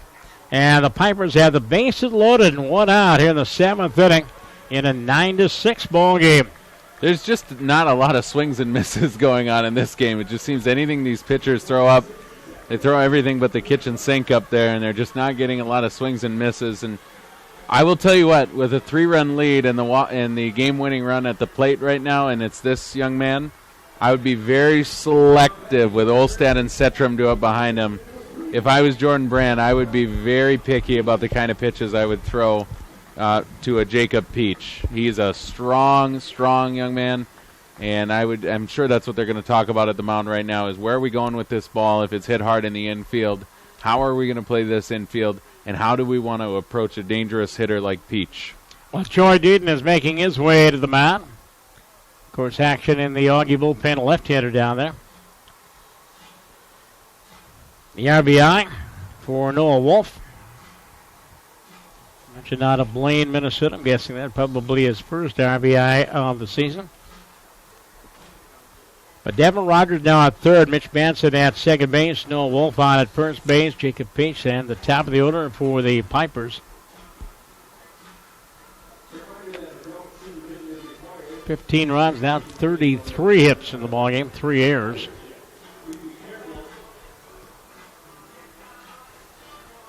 I don't think I've done a game with 33 hits in it. If I have, it's been a long time. I know.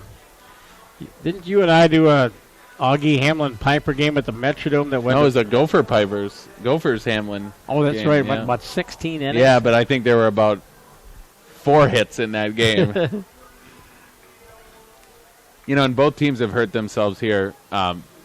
Again, I don't want to be too hard on these great players, but neither team has played well defensively today. No. We've seen some hard-to-hit ground balls that just aren't – these guys just aren't coming up with them. Let's see, though, here, if somebody can make a play. Again, though, Tom, I cannot emphasize this enough. I would be extremely selective with the kind of pitches that Peach got to see here. They're going to take it with Jordan Brandt. This young man has been on base 3 times, and he's hit by a pitch. And that'll make it 9-7. Brandt came in, hit him in the shoulder. And he screamed at him the whole way up the first baseline, too. Devin Rogers comes in to score. Benson goes to third base. Noah Wolf goes to second base. Jacob Peach is aboard. Hit by a pitch. He has 2 hits. He has walked, hit by a pitch. He scored a run. He drove in a run. And the tying run is at second base, and the winning run is at first base. Well, Olstad's pulled the ball for both of his hits, so if you're Brandt, you have that good breaking ball. I think that's probably what you're doing on the outside part of the plate here and trying to get him to pull one into the ground, see if your defense can turn a double play behind you. Olstad's cooled off his last 2 at-bats. He's flown out twice, but we saw him get 2 base hits his first 2 plate appearances. Setrum behind him really hasn't hit the ball out of the infield the whole game. So Setrum might be our opportunity, but looks like we're going to have a change here anyway. Now, Keith Bateman is coming out to the mound, and that's the second visit this inning. And the Auggies are going to go to the bullpen. So Jordan Brandt trying to nail down his first save, and it got away from him as he gave up 3 hits in the inning and hit a batter. And a pitching change to break in the action. And we got left-hander with the long hair out there. Is that Danielson?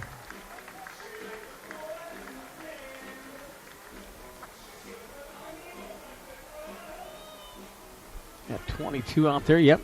Looks like Dayton Danielson. Freshman left-hander from St. Charles, Minnesota. Yep, that's Dayton. Dayton Danielson, former St. Charles Saints. And they're in the Three Rivers Conference. Danielson leads the club. This is his 8th appearance In his 7 previous, he went 13 innings. A win and a loss and two saves. Giving up 10 runs, or 10 hits, 7 runs, 5 earned. The ERA at 3.56. It's obviously a same situation for the young freshman. Jamie Kay still the pitcher of record, 4 1/3. And this is a tough spot that Danielson is coming into right now. The Pipers, I guarantee you, Tom, in that first base dugout, they're convinced they're going to win this game in the bottom of this 7th inning. And that makes them very dangerous. It's hard to go in and face a team that's riding that much confidence. But worse than that, you've got to face Olstad, Setram, and Kukarich. That's the heart of their order, their best players. So it's a double whammy right now for Danielson. The good news is anytime you got one out, you're just one pitch away from a double play. Strikeouts have been really hard to come by, but boy, if the Auggies could find a way to get a strikeout here, it would be huge. Yeah, the Augie pitching staff with just 3 strikeouts. J.K. had 2, Brandt had 1. Jordan with 2 innings, 5 hits, 2 runs, both earned, no walks and a strikeout. He's still responsible for the three base runners out there. Benson at third, Wolf at second, Peach at first base, and Colin Olstad, their leading hitter, at the plate. 9-7. Augie's playing the infield back, hoping for that double play. First pitch, bounce right back, and it's 2-1.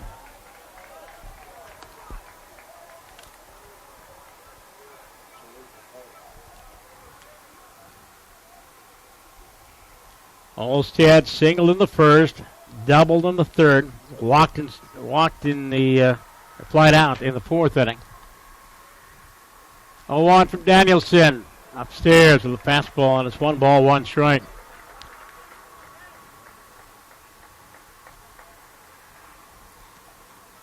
Eight to 1 lead, just a distant memory here in the 7th inning. 1-1 off speed, and he really missed his release point way high, and it's 2 balls and 1 strike. No place to put him. 3, 4, and 5 batters in the order for the Pipers. 2-1 way outside, ball 3. Danielson just shaking his head. Last 3 pitches not even close. You got lefty on deck. I don't think you just go into groove mode here. You still got to try to make your pitch. Danielson from the stretch, 3-1. Swing and a foul tip in the glove of Red Hebig. That was a good one. 3 balls and 2 strikes. Good fastball in the inside corner. Dayton looking into Hebig for the sign. Infield back would like a double play. And the lefty-righty matchup. Swing and a miss, strike 3. Danielson reared back and blew it by him. It wasn't in the strike zone, but again, trying to protect the plate was Olstad. The Auggies had their 4th strikeout, but that's 2 down here in the inning. Wow, what a battle. Ooh. Do you see strikeout coming when he left those 3 pitches in the left-handed batter's box? But wow, good job to come and battle back. That was gritty. Find that inside corner and then rear back, and like you said, he got Olstad to chase. Joey Setram, so left-handed batter, left-handed pitcher. Joey has popped up, grounded out. Hit by a pitch and scored in the 5th inning, singled back in the 6th inning. First pitch from Danielson, driven to right field and deep. And Bishop looking at it, and that one is gone. A grand slam for Joey Setram as he clears the right field wall with about 5 feet to spare right down the line. And the Hamline Pipers have come across with 6 runs here in the bottom of the 7th inning. The Mob at the plate. The Hamline Pipers picking up their first win of the Caffrey season, their 7th overall. Joey Setram goes deep for the Hamline Pipers. He tomahawked that one. And right down the line, just inside the right field foul pole. Scoring in front of him was Mitch Manson to make it 9-8. Wolf scored to make it 9-9. And then Peach scored to make it 10-9. And then crossing the plate, Joey Setram with the grand slam home run. And the Hamline Pipers come across this inning with 6 runs on 1, 2, 3, 4 base hits. And Auggies, and nobody left on base. And wait a minute. The Auggies are out. I thought that's the ball game. The Auggies are still out on the field.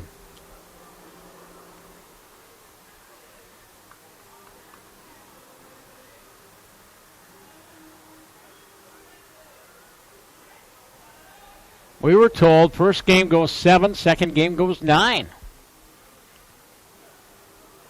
I'm ready to do my wrap-up. It's 11-9. Evidently, we're going 9. Okay, the Pipers. Okay, now it's an appeal. Appeal at third base, and they rule them safe. There you go. Auggies stay down to the field. They appealed that somebody missed third base. And Scott Laser, our graduate assistant, is really livid. An appeal play at third base. And now the game is done. 11-7 is your final. And for the Hamline Pipers, 11 runs on 17 hits in 1 error. And they left 8 runners on base. And for your Augsburg Auggies, who are now 12-9 in the season and 0-1 in conference, 9 runs on 17 hits and 2 errors. And they left 10 runners on base. The losing pitcher is Dayton Danielson. And the winning pitcher on relief is Sammy Petrick for the Hamline Pipers, who are now 1-0 in conference and 7-11 overall. Time of the ball game about 2.5 hours. And Matt, that one stinks. There's no doubt about that. I did make the comment when Danielson came into the game, though, Tom, that I was pretty certain that the Hamline dugout, you could just tell that they felt like they were going to come back and win that game. That makes a team extremely dangerous when they believe like that. You find yourself in a spot you don't want to be in. You had a big lead. You've seen that big lead been chipped away at. You even got the insurance run to give yourself a 4-run lead. In the end, it wasn't enough. But you get the matchup you want, Danielson against Setram. Somehow we got Olstad to strike out, and you're feeling really good if you're Keith Bateman and if you're an Augie fan. But Setram is a great hitter. That's why he finds himself in the 3 spot of that batting order. It's a short porch here in right field. And Danielson, who had just made such a great pitch, left one out over the middle of the plate, and Setram was ready for it. He didn't miss it. Now the challenge for Augsburg is, do you have the fortitude to bounce back and find a way to split this doubleheader? That would be a real testament to a strong team, because that was a backbreaker you just saw. A walk-off grand slam when you once led by 7 is pretty incredible for Hamline, who's really struggled this year. Augsburg, on the other hand, has had a great non-conference schedule. So now it's time to collect yourself and get back out there, play better defense, keep the hit parade going. Nothing wrong with the hitting. 17 hits, 9 runs, that's all good. The 2 errors, though, and they could have had 3 or 4 put on by the official scorers here. So get back to the basics. Keep the hitting going, but find a way to get some more strikeouts, miss some more bats, make some more quality pitches, and like I said, knuckle down and play some better defense. And don't give Hamline, we've seen now that this order can hit for the Pipers, don't give them any extra chances. And all I can say is this one stings. Oh, that yes. was about as painful a loss as I've seen in a long time. All right, 11-9 is the final here from CHS Field. We're going to step away. We'll be back with Game 2 here in about 20-25 minutes. Time for Tom Ritchie to reorganize and get us on the air for Game 2. Again, for Matt Nelson, Tom Ritchie, I'm Tom Witchen. And good afternoon from CHS Field. We'll talk to you in a few minutes.